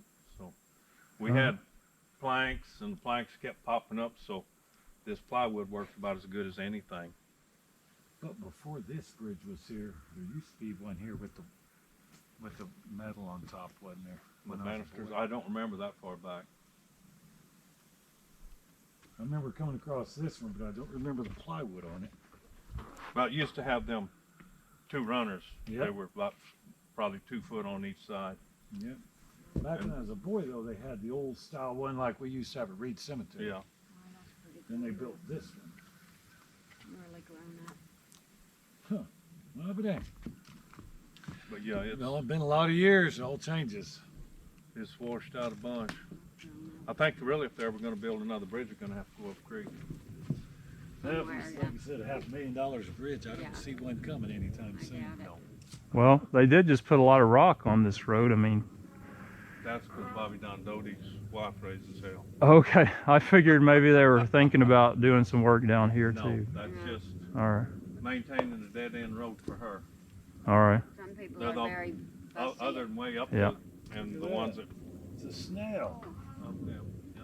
It's a pretty little one. Oh, That's still zebra alive. looking. Oh, yeah, cool. Still alive, ain't it? I don't know. It looked pretty No. healthy. I don't see nothing in it, no. Yeah, Girls would love that. Well, you have a good one. Be careful. I will. I've got my cell phone and people to contact if anything happens. Goes So wrong. yeah, I appreciate it. Pretty good ways from. Yeah, civilization. I got my satellite communication, so You got everything? yeah, I do. I appreciate it, y'all. Y'all take care. I'm gonna head on too. Okay, you too. All right, bye-bye. You too. All right, so I got my leg cover. We've already got poison ivy right here to deal with. So I just walk through it, wash my leg cover when I get back to civilization. That's pretty neat. I met a guy who's my relative. I don't know if I've ever, it's been a while since I've seen him, but I recognized him. Once I looked at his face for a while, I was like, that's a relative. So, like I said, I've got a lot of relatives in this area, and I don't get to see them as often as I would like, but that's what these bicycle rides are great for. I just got to see him. So, we're watching for snakes. And right here, okay, so the road, what they were talking about, the road came from back there, went straight across here, but then as you can see, the river has moved and swallowed the road, so we have to go around it. And so I don't know what all we're gonna have to walk through, but I've got my trusty leg protector to keep the snakes away.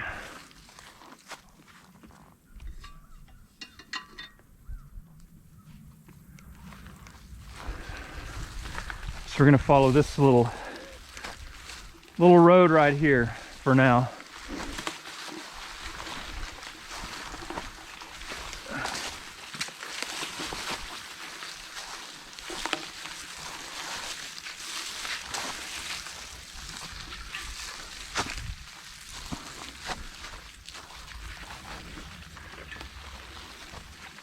All right.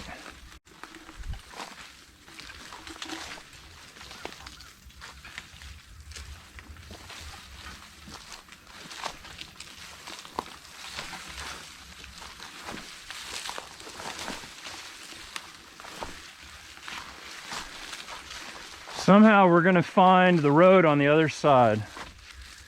And luckily we've got a clear enough path right here that I think we're going to make it. We're going to find it.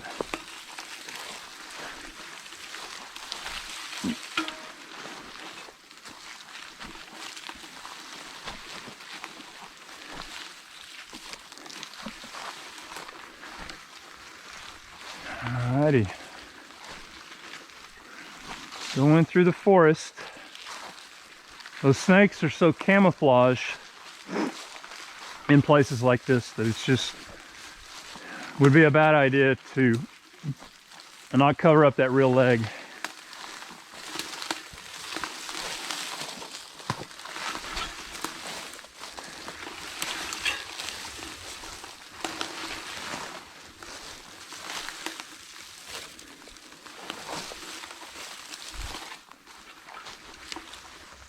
We are in the forest now. We better not get stranded right here. People are going to have a hell of a time finding us. Ugh.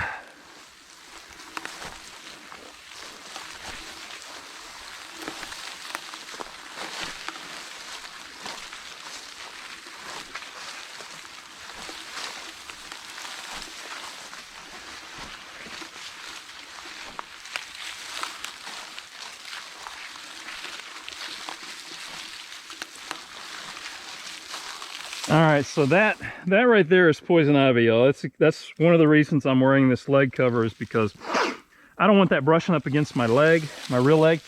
However, you know, snakes are the main reason for wearing it, and I will have to wash this leg, this leather leg cover, because that poison ivy gets on the leg cover, and then if I touch it, then that's another way to catch poison ivy. Something to consider. Just because you don't touch it directly doesn't mean you can't get it still That oil, the oil on the leaves, the poison ivy leaves, is called Therachiol, and it's like an oil, and once you get it on you, it's kind of hard to get off. You got to wash it off. It can get on your tools or anything that it touches. So we're kind of going up an incline here.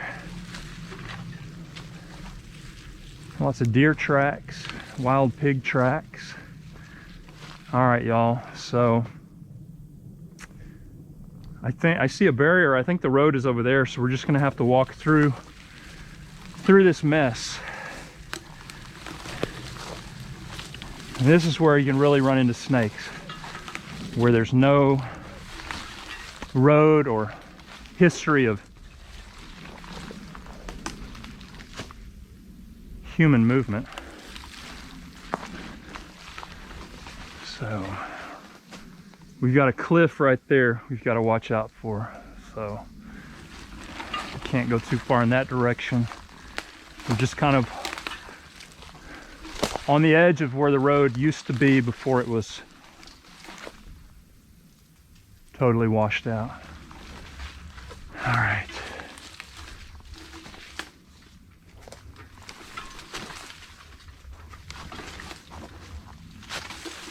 Going over a barbed wire fence. We don't want to get too close to this cliff right here. We got to get real as far from it as we can, from the edge. Got briars all over the place. Got to get through here though. All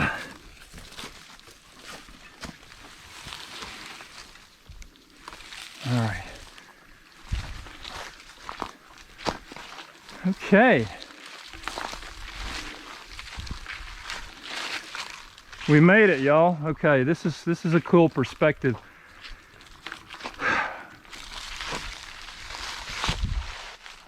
All right, so here's the other side of the road right over there, and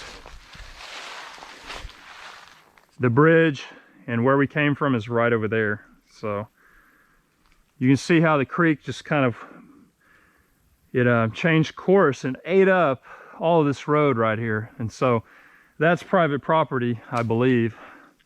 I don't know, but to fix this road, I don't know what they would do. I just don't know how they would go about that.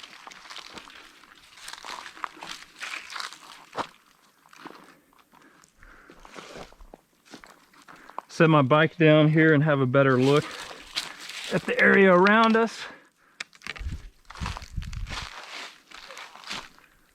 This barricade right here that's about to, looks like it's about to fall into the creek.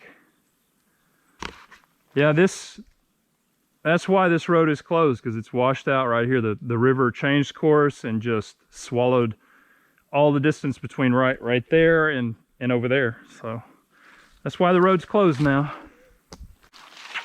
Alrighty. I'll see if I can't get on back on the bike and ride on out of here. See if I can ride on out of here. I'm not quite ready to take off my leg protector yet on my rear leg. I'm not quite ready to take it off yet, but I am going to get back on this bike and try to ride out of here.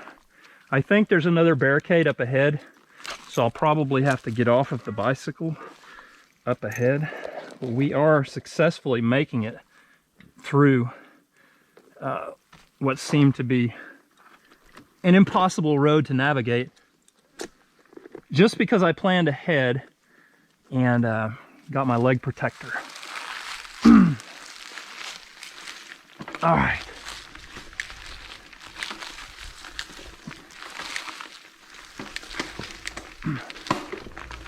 All right.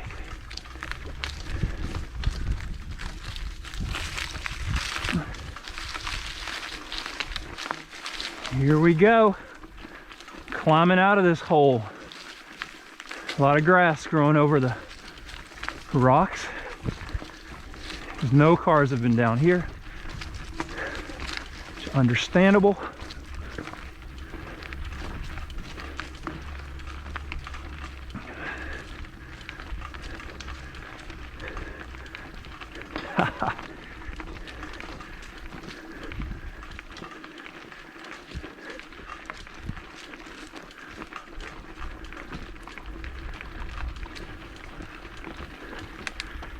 Haha, we're making it, baby. We got some barricades up ahead.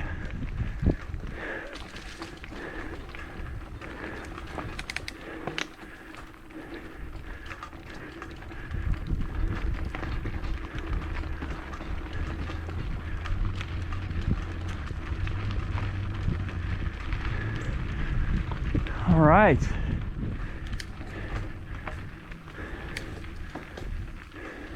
We just got to lift the bike over this barricade and that one right there, and then we're in the home stretch. All right, I'm going to try to give you all a little bit of a better perspective of what's going on here. I'm going to try at least. There we go. So now I have to take off this. So we protected my leg from the snakes and the poison ivy. That was the goal. That's the whole reason I brought this big cumbersome thing, strapped it onto the back of my bicycle. I just didn't know what we were going to have to walk through, and I knew that if we encountered a snake, that I did not want his fangs to have the opportunity to touch my real skin, on my real leg. So this is really thick leather. I'll put it back on my bike, strap it down, and then we're gonna get on out of here.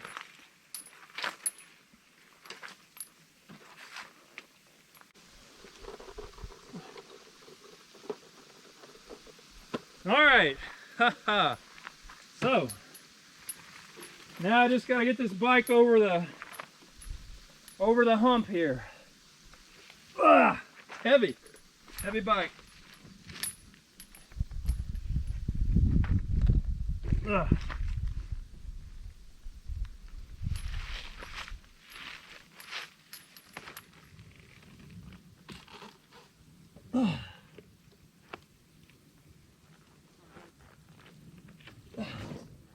There we go. All right. Put this helmet back on my head.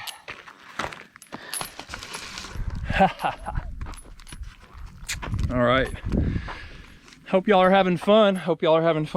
Okay. I know I'm having fun.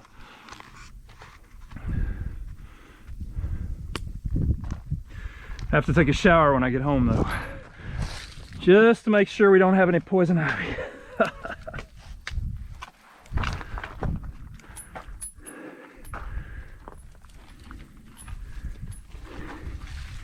I think I can get around this one. But now that my leg is uncovered, I hope a rattlesnake doesn't jump up and bite it. But yeah, I can get around this one. Boy, look at that cliff right here. It looks like the creek is about to take it out here too. So this road may stay closed for a while. Like he was saying, they may have to just totally change the location, which would depend on landowners in my opinion, but you know, there's always eminent domain. I don't know. They don't usually do that on the county level, I don't think. All right.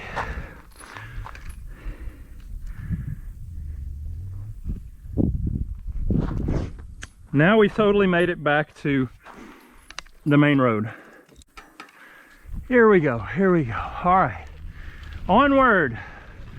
That was the most challenging part of the ride. We prepared for it and we succeeded. We made it through.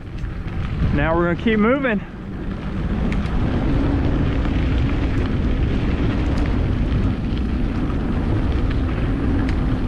That was a challenge because I didn't know what was gonna happen. I didn't know what I was getting into. But it wasn't more than we could handle because, ladies and gentlemen, we just handled it. Handled it like a boss, like bosses. That's what we are, we're bosses. All right. Going down this hill. continue on down the road.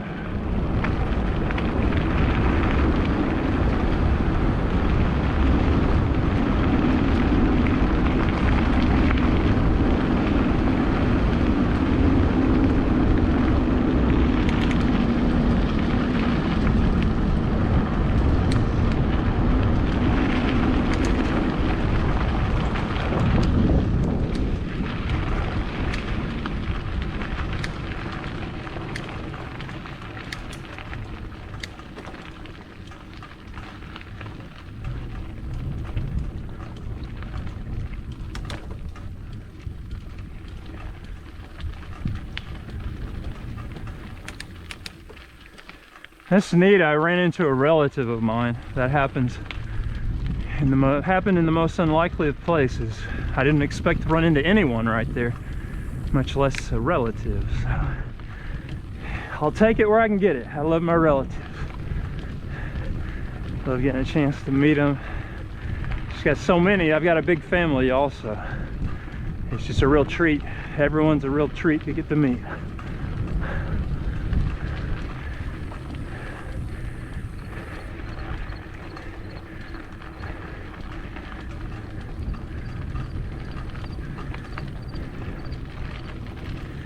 He kind of reminded me of my Uncle George crawl, but I could see that sicking his mom Mary's look.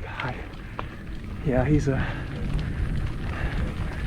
Anyway, it's good to see relatives. So we're going up a hill, we're working.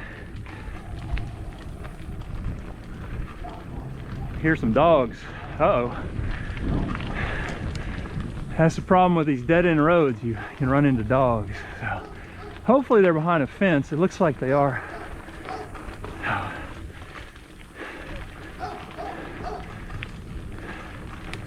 Yeah, we're gonna be fine.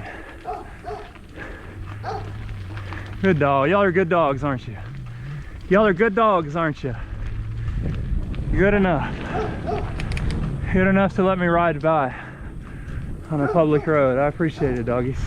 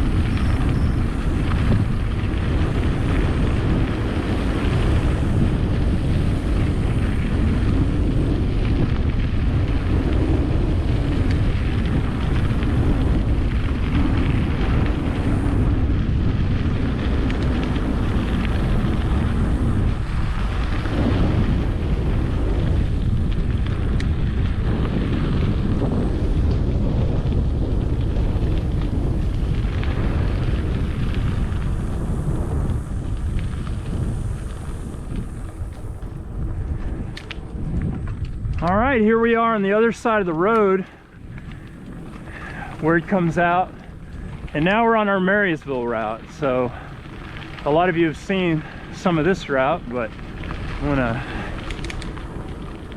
go home. This is how I'm gonna get there. So should be smooth sailing. There's a lot of hills right here though, but I didn't see any signs that said no trespassing or keep out. So from what I could tell, we were on public land all the way. So what we did was a public, well, it was an adventure that I enjoyed, and I didn't see any reason why we couldn't do it. We did it. It went well. It was a success. So we'll take it and move on. Created a happy memory Most people with 2 real legs wouldn't have done what we just did. So I'm happy to have accomplished what we just accomplished.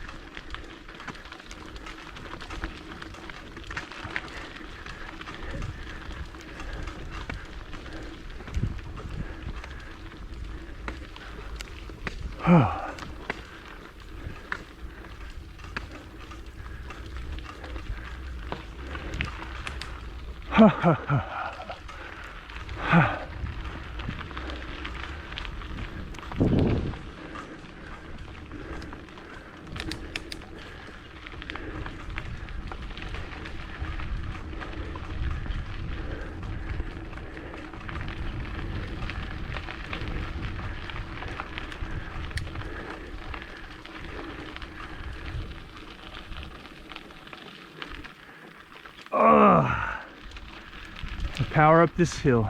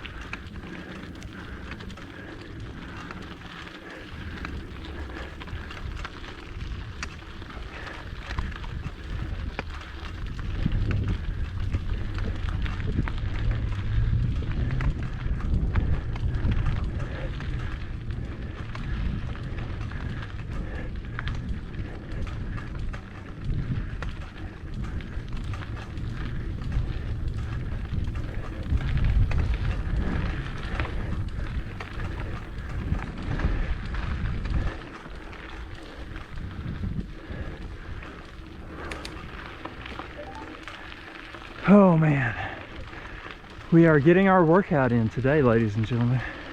First it was that headwind and those hills, now it's just these darn hills. We got so much cover right here that you can't tell if we got a headwind or a tailwind.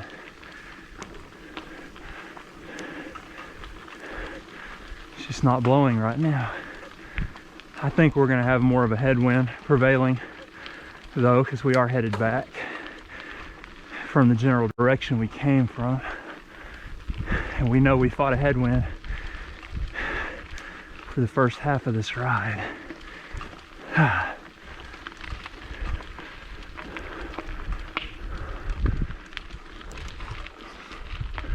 Whew.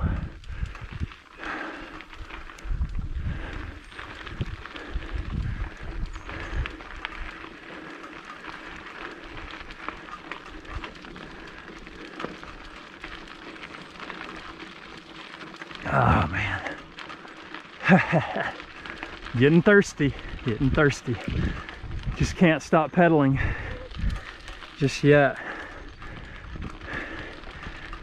Or otherwise I'd take a swig. I will soon. We got a road runner up in front of us running over the top of that next hill. There, he's gone. He went over the ridge. All right. Salud. We're gonna drink some more water.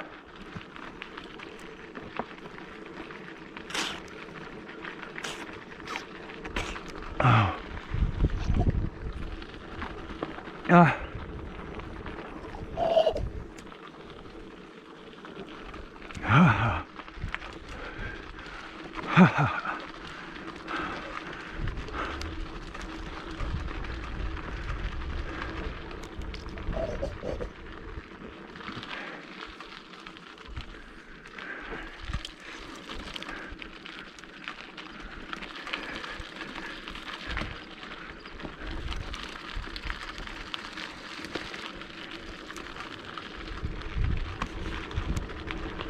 There's our Roadrunner again. He's right there. He went off into the bushes. I still see him though. He's running right along the road. Now he went into the deep trees, into the woods. Whoa, whoa, whoa, whoa, whoa. You found bumpy there. That's why you don't want to get going too fast down a hill. You can hit a bump and really have a high-speed crash. Okay, y'all, I'm gonna shut up because we are in a high deer density area where we're likely to see a deer. So if we can just not scare it away, we might see some deer. I've already seen at least 2 on this trip. Ugh.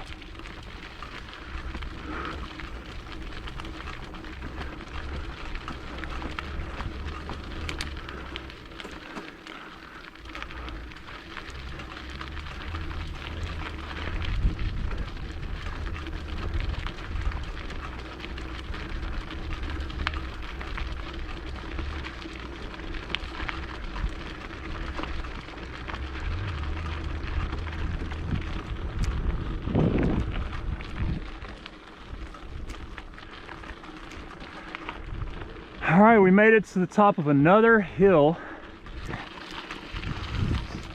Wow, so here's the Double W Ranch again. So it must be pretty darn big. It might be Walterscheid's. Well, why would it be Double W? Maybe somebody named Will Walterscheid or something owns it. I don't know. But I would guess the Walterscheid, somebody in the Walterscheid family owns this land, in which case that's a family that's been around for a long time, long enough I suppose, not as long as my family, but you know, it's just all that, you know, once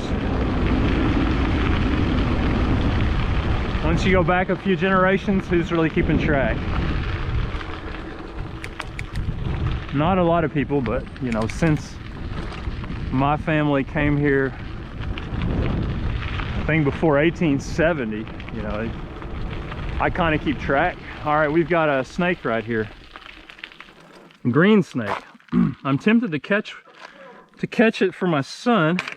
Uh-oh, dang it, I dropped my trekking pole. I always hate to do that. I'd hate to leave this snake in the middle of the road though to get run over by a truck or car. So I'm gonna scare him along.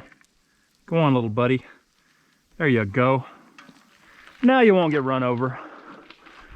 Ran over, squished by a speeding car, truck.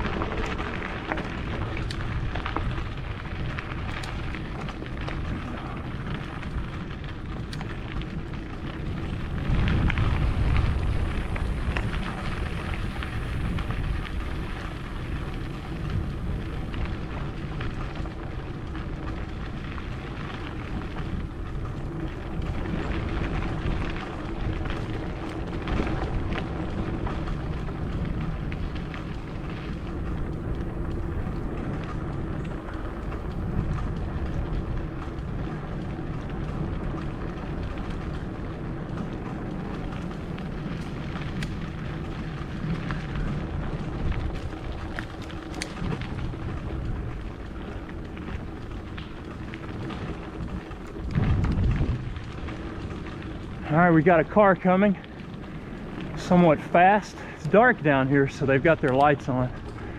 They see me though.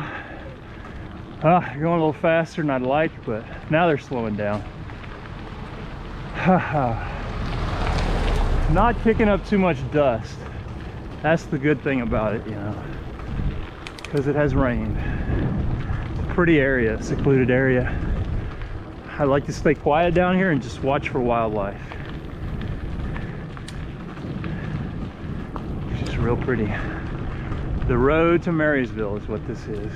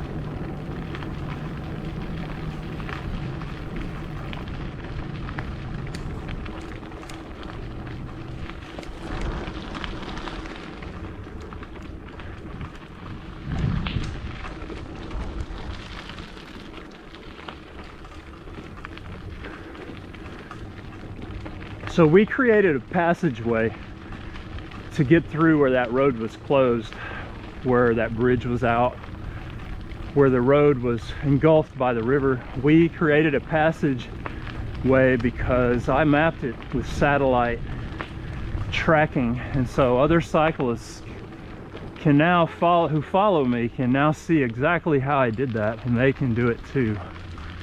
So whether or not we were the first ones to ever do that, I can't say for sure, but I don't know of anyone else who's ever done what we just did. So I believe we were the first ones to create the passage, to find the passageway from one dead end of a dead end road to the other dead end of another dead end road, link the two roads and make it one for the first time in 10 years. I don't know that we're not the first ones to do that, so I might name that passageway after myself. I might name it the Aaron Smith Passageway. Just like there's a name to the first passageway up to the top of Mount Everest. First man to climb Mount Everest and successfully make it back down alive created a passageway that others followed. He found and routed a passageway just like we did.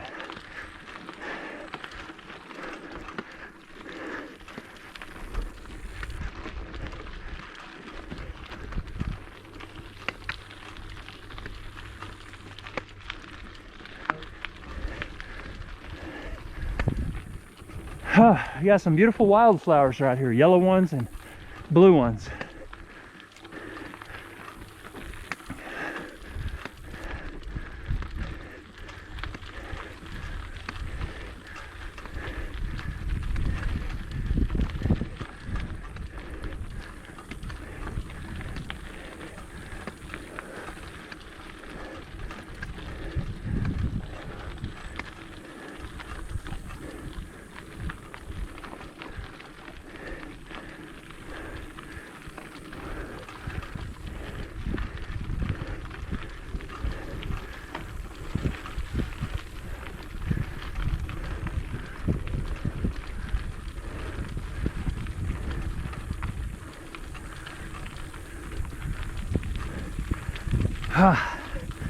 Climbing up out of this valley.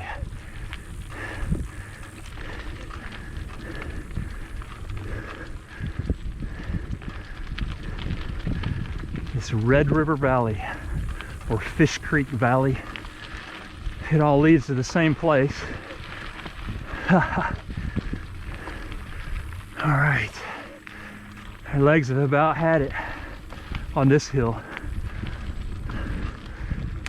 Oh, what do you know?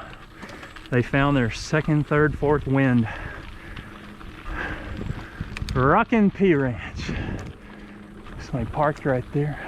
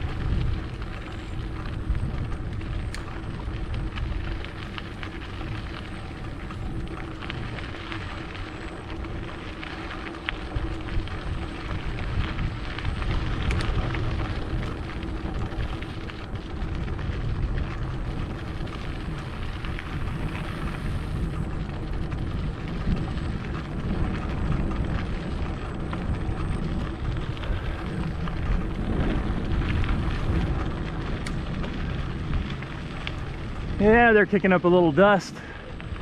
Haha. I'm going uphill, they're going downhill.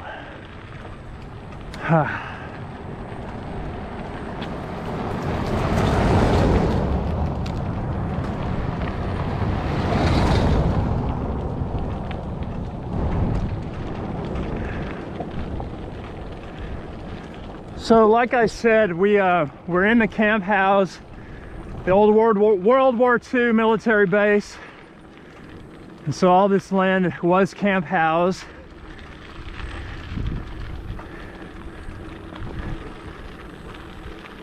So this building up here was a Camp Howze building. It was built somewhere between 1941 and 46. I don't know what that building was, and I'm sure there were lots more buildings that have been torn down, but that one is still standing. And my guess is that the landowner is using it as a barn, or maybe it was made into a house. But I can tell from the bricks, the rock that it's made out of, that was an original Camp Howze building from the old World War II war camp, military training base. There's a lot of structures like that just peppered around the area of the entire, pretty much the entire Camp Howze area. But I don't know what it looked like back when it was originally in operation, but I do know most of the structures are gone. A few remain.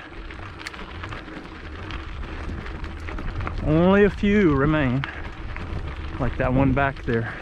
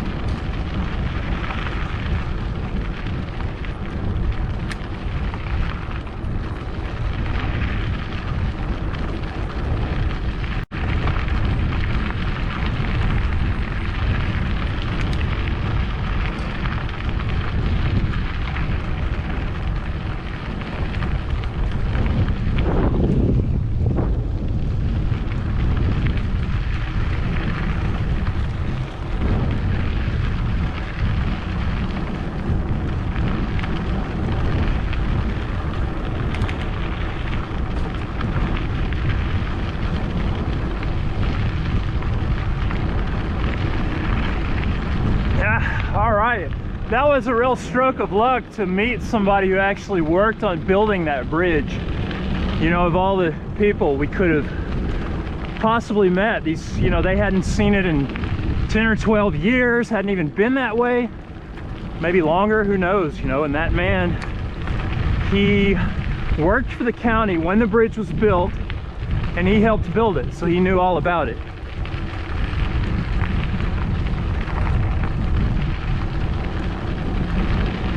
So we got more information about that bridge than I had anticipated we would ever get while we were making a video about the bridge.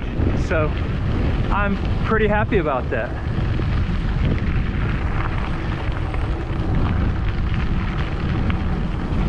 Gives you all more of a quality tour while you're joining me on this virtual ride. So I just couldn't be more tickled about that. I want y'all to get a good experience. So the more we learn, the better the experience.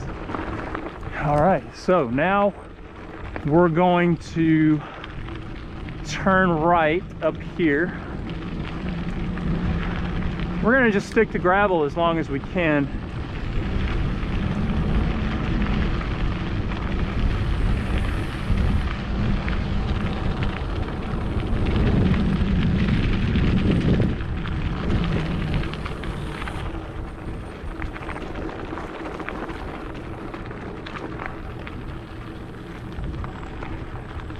See a lot of smoke and dust up in front of us. Yeah, there's a truck coming. So it looks like the dust is blowing to the east. So we're gonna get over here on the west side of the road and hope the dust doesn't choke us up too much. But he's driving pretty fast. We'll see if he slows down. He's getting way over, that's good. He's going pretty fast. I'm gonna stop pedaling.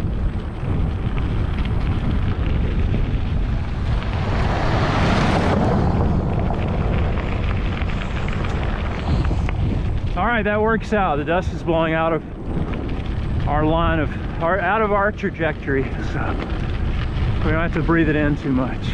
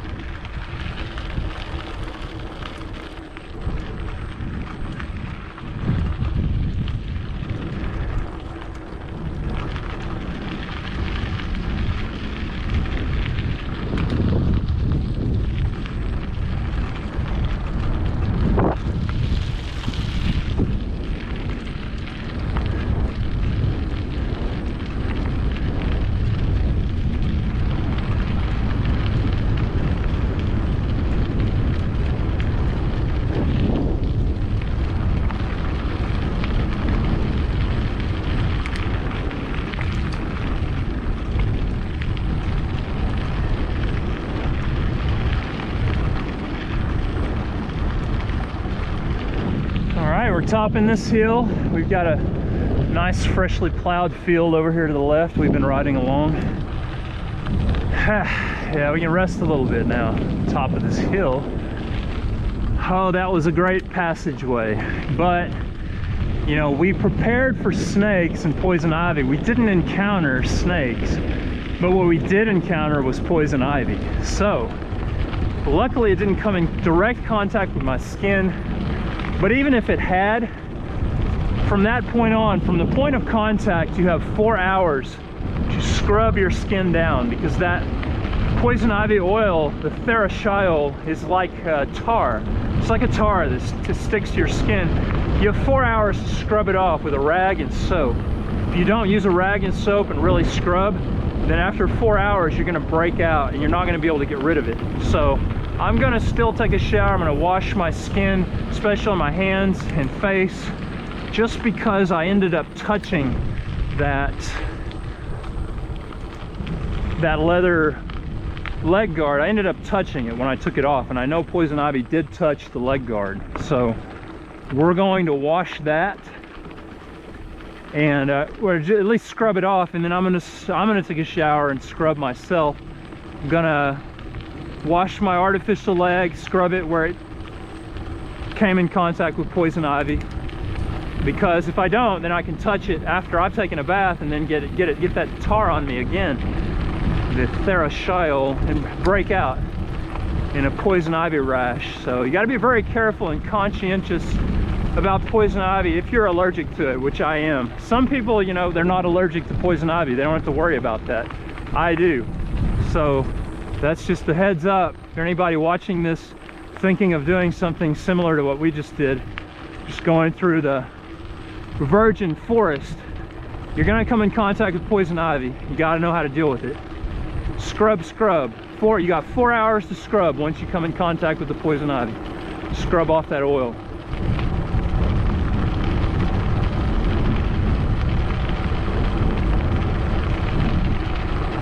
But I'm gonna make it home, and I'm gonna scrub long before 4 hours hits from the time we touch the poison ivy leaves. It's gonna be more like 2.5, 3 hours, maybe 2 hours. Less time the better. That's all I'm saying.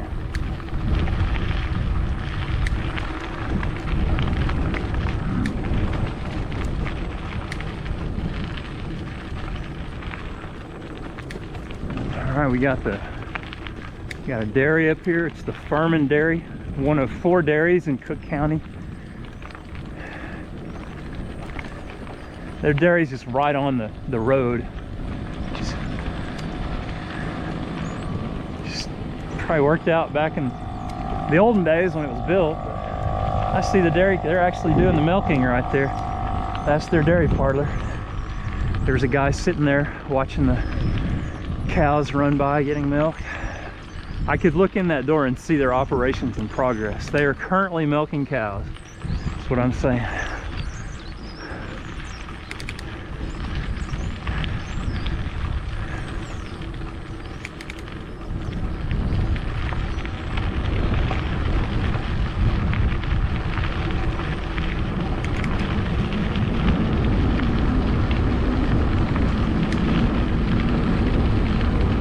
It may not be the most lucrative business, the dairy business, but I think it's a beautiful lifestyle. It's hard work, but it's rewarding.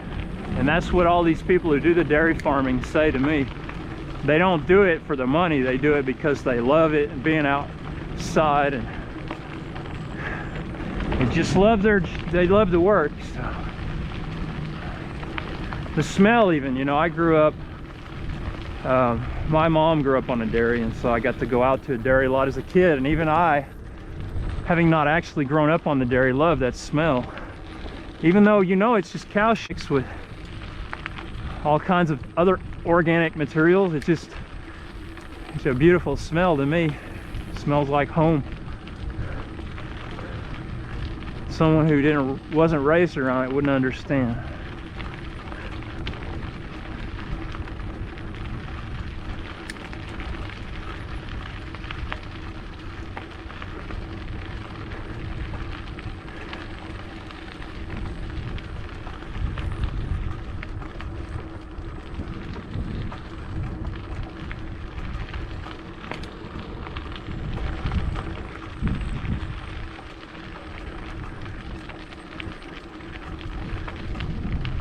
we're real close to another dairy, the one right in front of us, and this dairy is open to the public.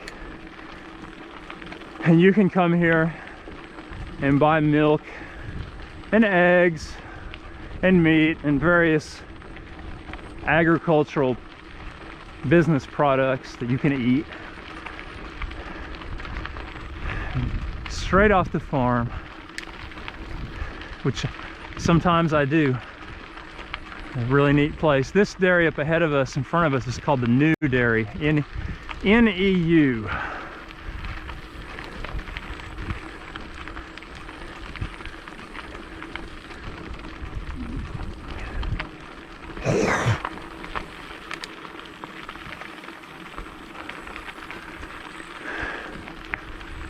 We gotta cross the state highway to get to it, right here, but it's very lightly traveled. I don't see anybody on it right now. Here we go. We're getting across.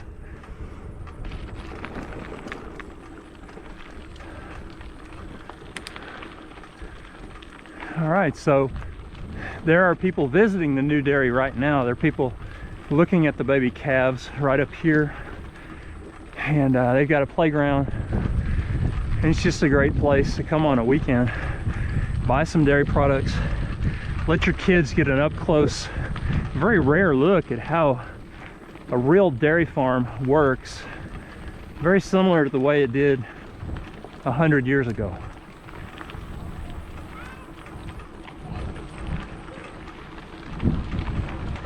There we got the little calves. Hi. And right here's their country store, where you go in the front door and you can get any dairy products you want. Milk, eggs, all that stuff.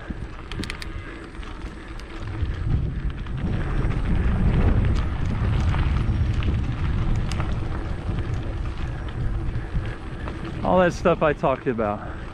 They got all kinds of goodies. It's all homemade. That's what's neat about it. Homemade and farm grown right here.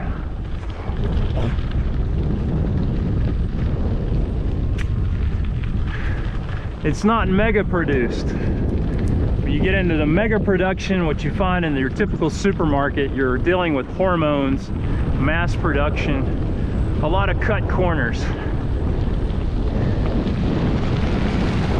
And when you cut corners to produce your food, things can go wrong. Profit margins go up, but at what cost? And who's paying the cost? Are you going to pay the cost because of some agricultural product that's in your food? Who's to say? Who knows? It's a risky business.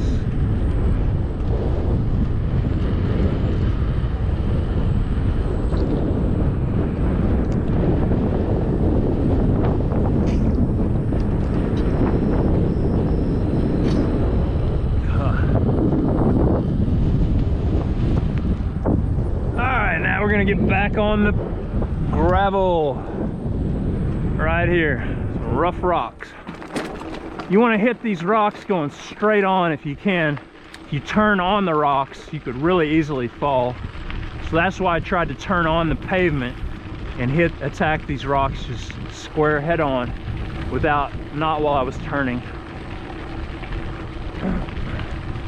Such a big mistake that people make riding on gravel is they try to turn too fast on it, and they fall down and get hurt and break bones. It's just not worth it. I mean, you're out here on gravel roads, for crying out loud. Don't race, just enjoy the scenery. Or if nothing else, be careful on the turns. Don't take them too sharp. They're not as forgiving as pavement.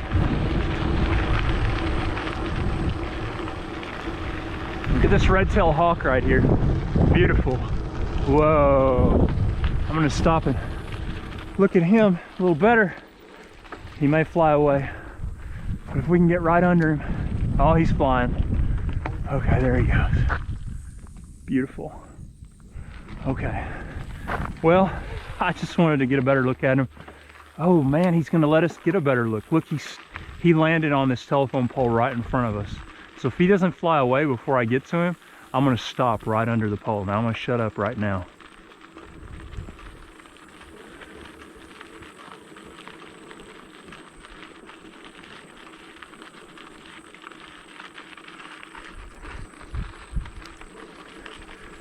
Beautiful and majestic, the red-tailed hawk. Oh my, I love them. Every bit as beautiful as a bald eagle to me. Of course, I'd like to see some of them. I've seen some of them too, but not as often. Much more rare to see a bald eagle around here. But it does happen. I've seen them right up on telephone poles just like that in this area. Some big Angus bulls to the right. Big bulls with big balls. Big bulls in Cowtown. They're all bulls. Look at that one. Man, look, you're a strong boy. Look at that beefy big bull. Big balls in Cowtown. Big bulls in Cowtown. All right. Continue on, we will.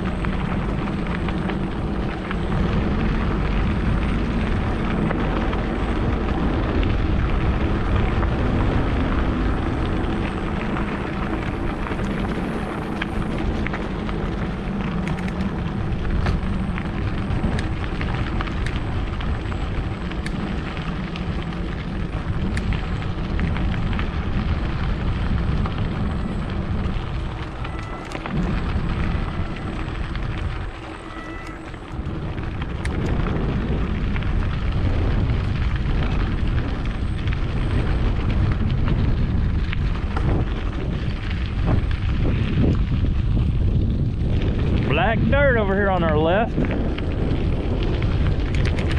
and our right.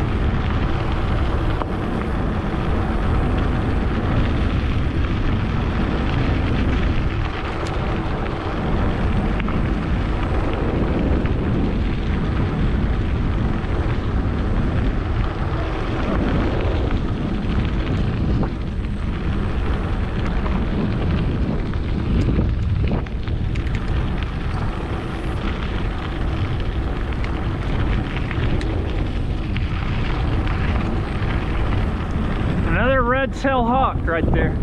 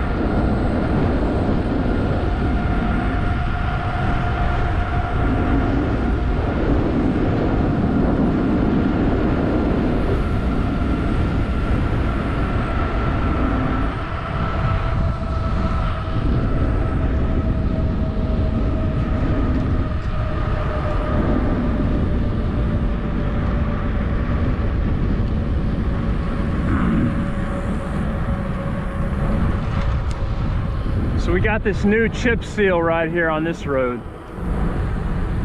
I don't like it, but my bike, yeah, it's not that bad. It's not as bad as it was last time I was on it. The more cars drive on it, the better it gets. But chip seal is pretty unpleasant stuff for a bicyclist, a cyclist. Just because that gravel, when it's fresh, is so loose and it's all got tar on it. It stinks. It's kind of hard to ride on. It can be when the gravel is thick and loose. All right, get over here.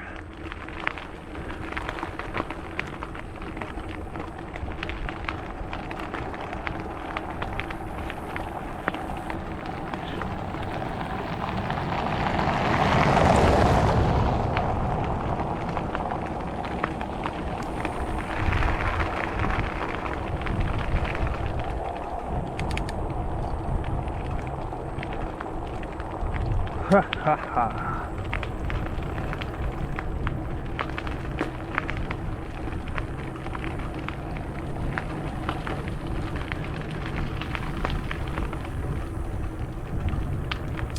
Ha ha ha.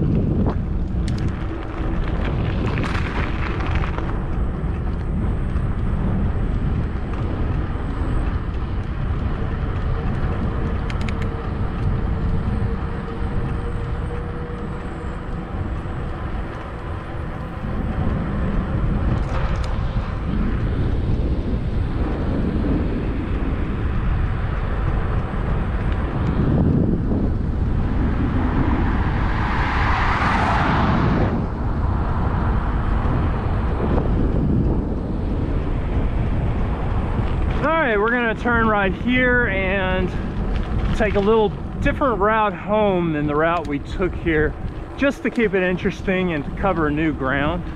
We could backtrack our path out here from this point on, but I'd rather not. I'd rather change it up a bit and go back from this point a different way, back to the home base from whence we started.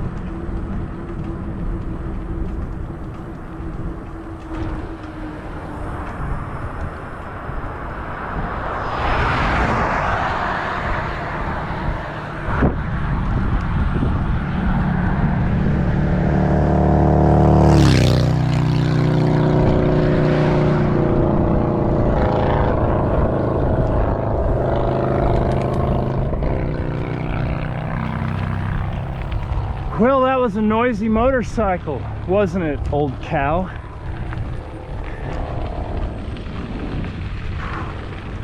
Sure is fast, but it's loud.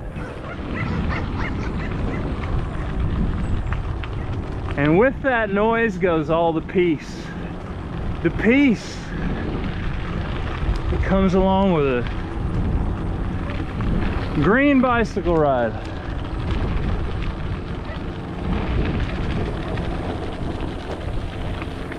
It's a motorcycle that really stank too. It'd blow a lot of smoke, hot smoke. It stank. Oh, bad odor. Sure, it's real fun to have the wind in your face, but you can't hear anything. If it wasn't for the wind, it'd be for the engine. This way, I can hear everything. It's peaceful. Y'all can hear me. And it's slow, but that's okay. You know, I'm the one generating all the speed with my own power, and I'm missing a leg, so you know, it's just a feeling of accomplishment. This is what I can do. So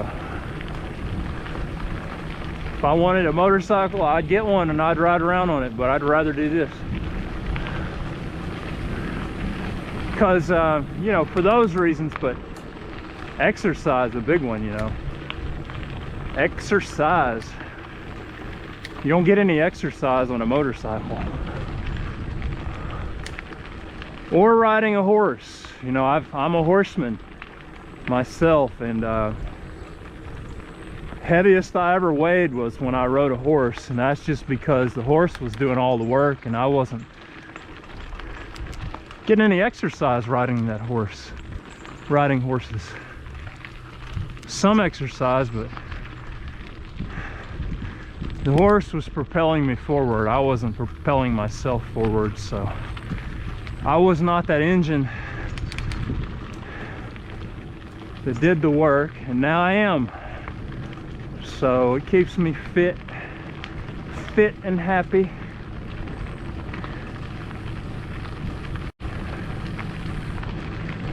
We got to see a lot of land and territory today in a way that was very enjoyable.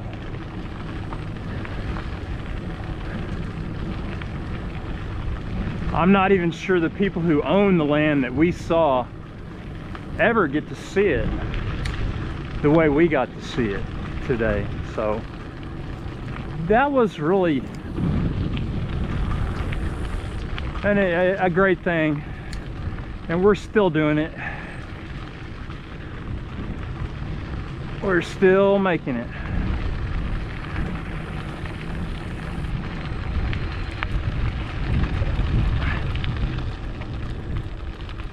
Hey Sydney, how's it going? Good. I was just wondering where you were. Oh, I would say I'm about 5 miles away, 5 or 6 miles away, headed that way. Okay. Hold on here. Just checking on you. Thanks. Everything going okay there? Yeah, we've been up for a while. That was my group partner. Now I just got out of the meeting and talked about our PowerPoint. You know, things are just slow but going. All right, well, when I get home, I'm going to take a shower because I went through some poison ivy, I think. So I'm just going to take a shower. All right, we'll see you when you get back. All right, see you soon. Bye-bye. All right.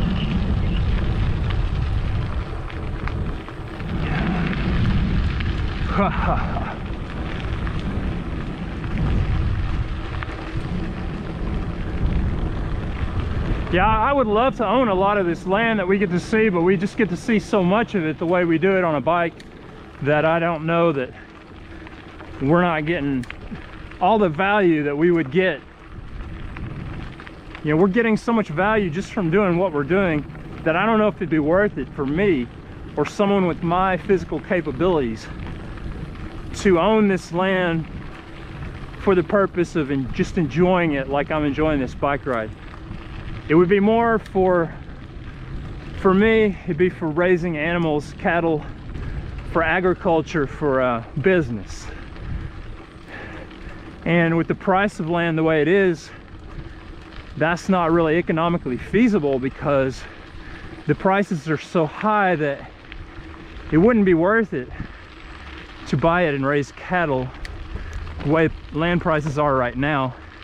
You'd only buy it if you wanted to live there or enjoy its aesthetic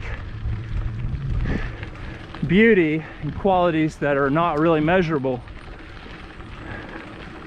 And so that's what I'm doing. I'm enjoying the aesthetic beauty of my surroundings and qualities about all the land that I pass through on this bicycle.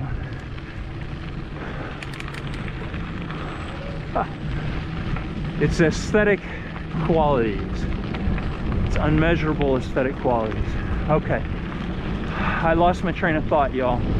So we're just gonna shut up and ride. I just saw a hawk fly off. Still real pretty out here. Just gonna listen to the crickets and frogs in the grass.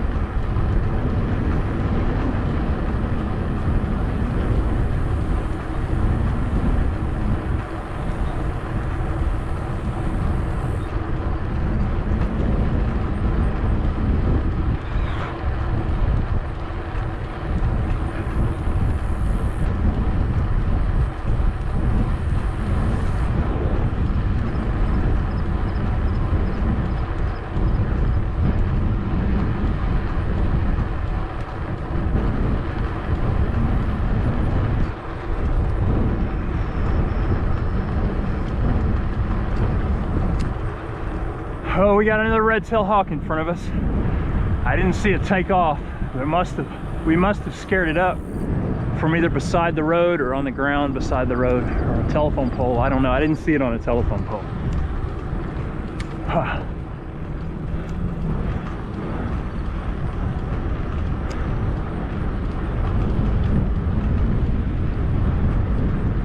There he goes.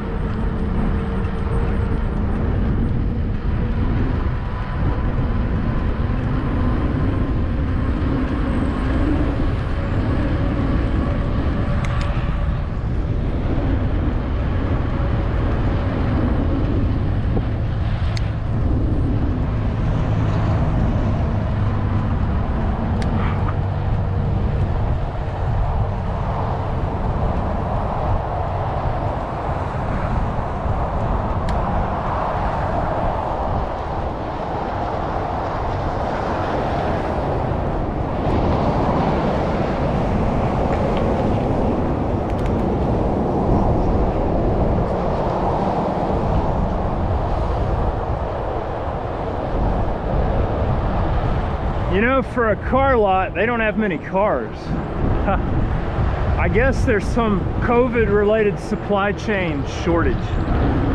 But I've never seen Glen Polk Autoplex with a lot that empty. My guess is they're just selling them faster than they can replace them. Which, I don't know why that is.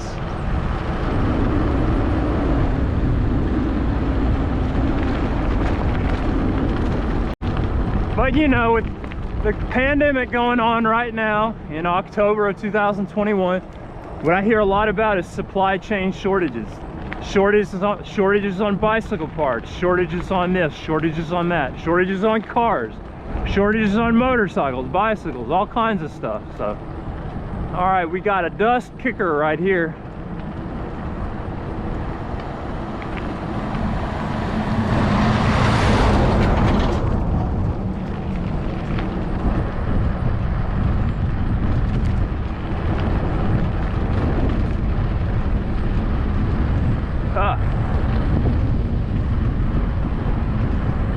This dust is just hanging in the air.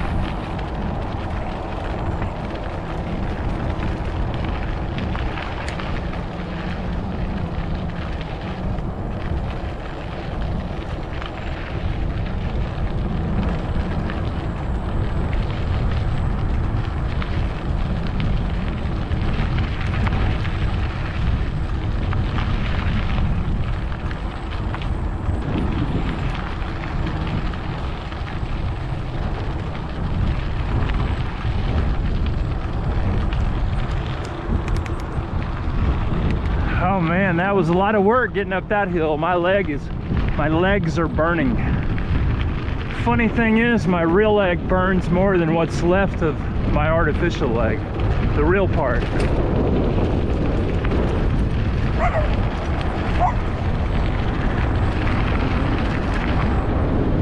When I ride, you would think that my residual limb, what's left of the leg has been cut off. You would think that would burn the most, but really what burns the most is my real leg on these bicycle rides going up those hills. It's probably doing, well, it's definitely doing most of the work, but you would think that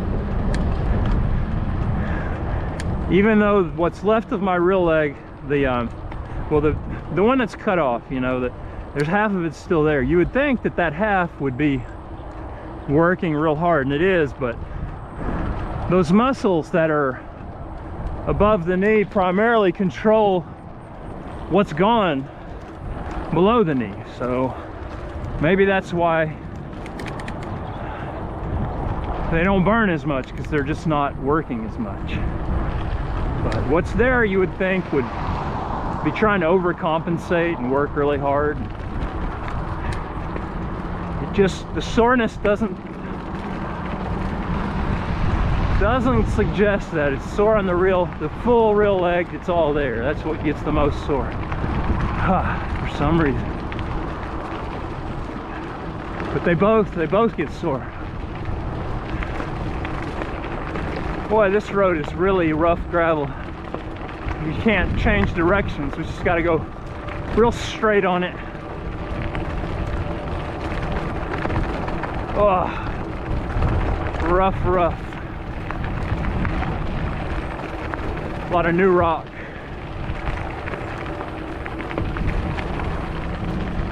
Just gonna try to glide over it the best we can. It's not easy, but it sure is fun.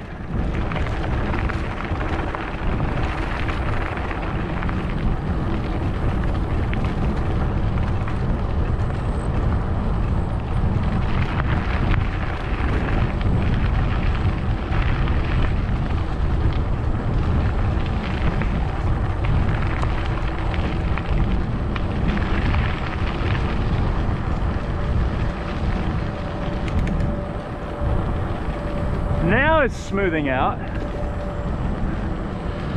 The road is relatively smooth, and that's because we don't have new rocks to drop down on it right here.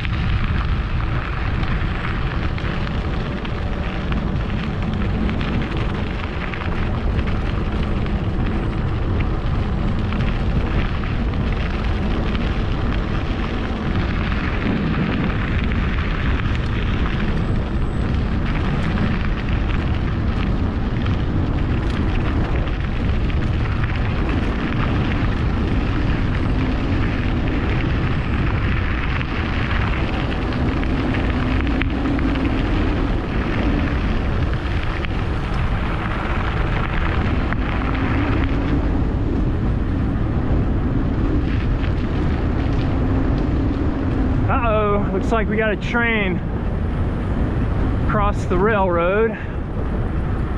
Oh no, it's not. Well, I mean, it looked like it was across the road, but maybe it's gonna move across the road. I don't know. It's not across the road right this second. So hopefully we can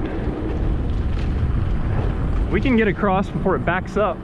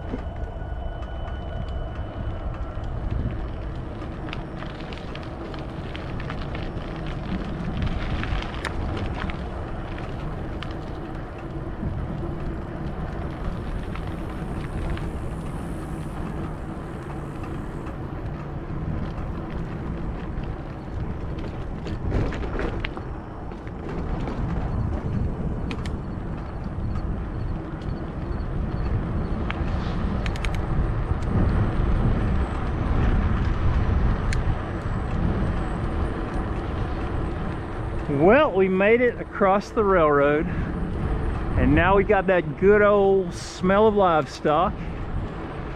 Ha! Which, if you're a farm boy like me, you love it. It smells great. But if you're a city slicker and you don't know where your food comes from, you probably wouldn't like that smell at all. It would probably make you gag.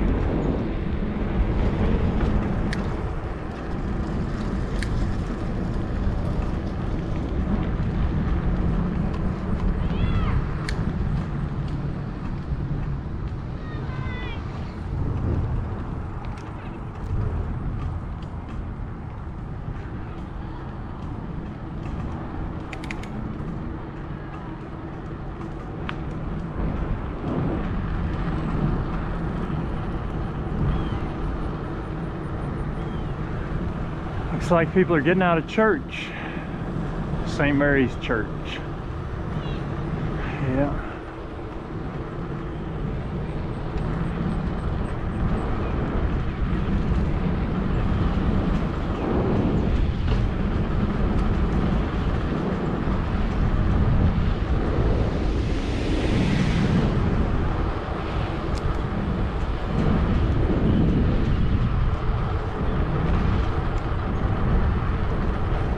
Saturday night mass.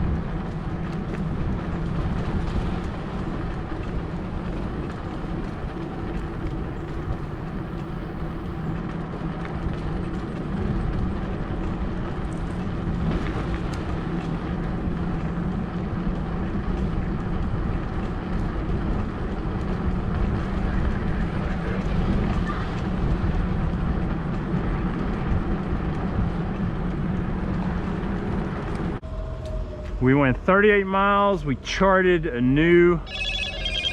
totally new route that we had never done before. Averaged 10.5 miles an hour, had a top speed of 31.8 miles an hour. You want to look at my statistics on Strava for this ride. All you have to do is look at the link in the description of this ride on my YouTube channel, the description of the video. All right, ladies and gentlemen, I hope y'all enjoyed today's adventure. Until next time, be sure to like and subscribe to my YouTube channel so you can join me on more amazing bicycle rides and other adventures just like this one. Y'all have a great day. Bye-bye.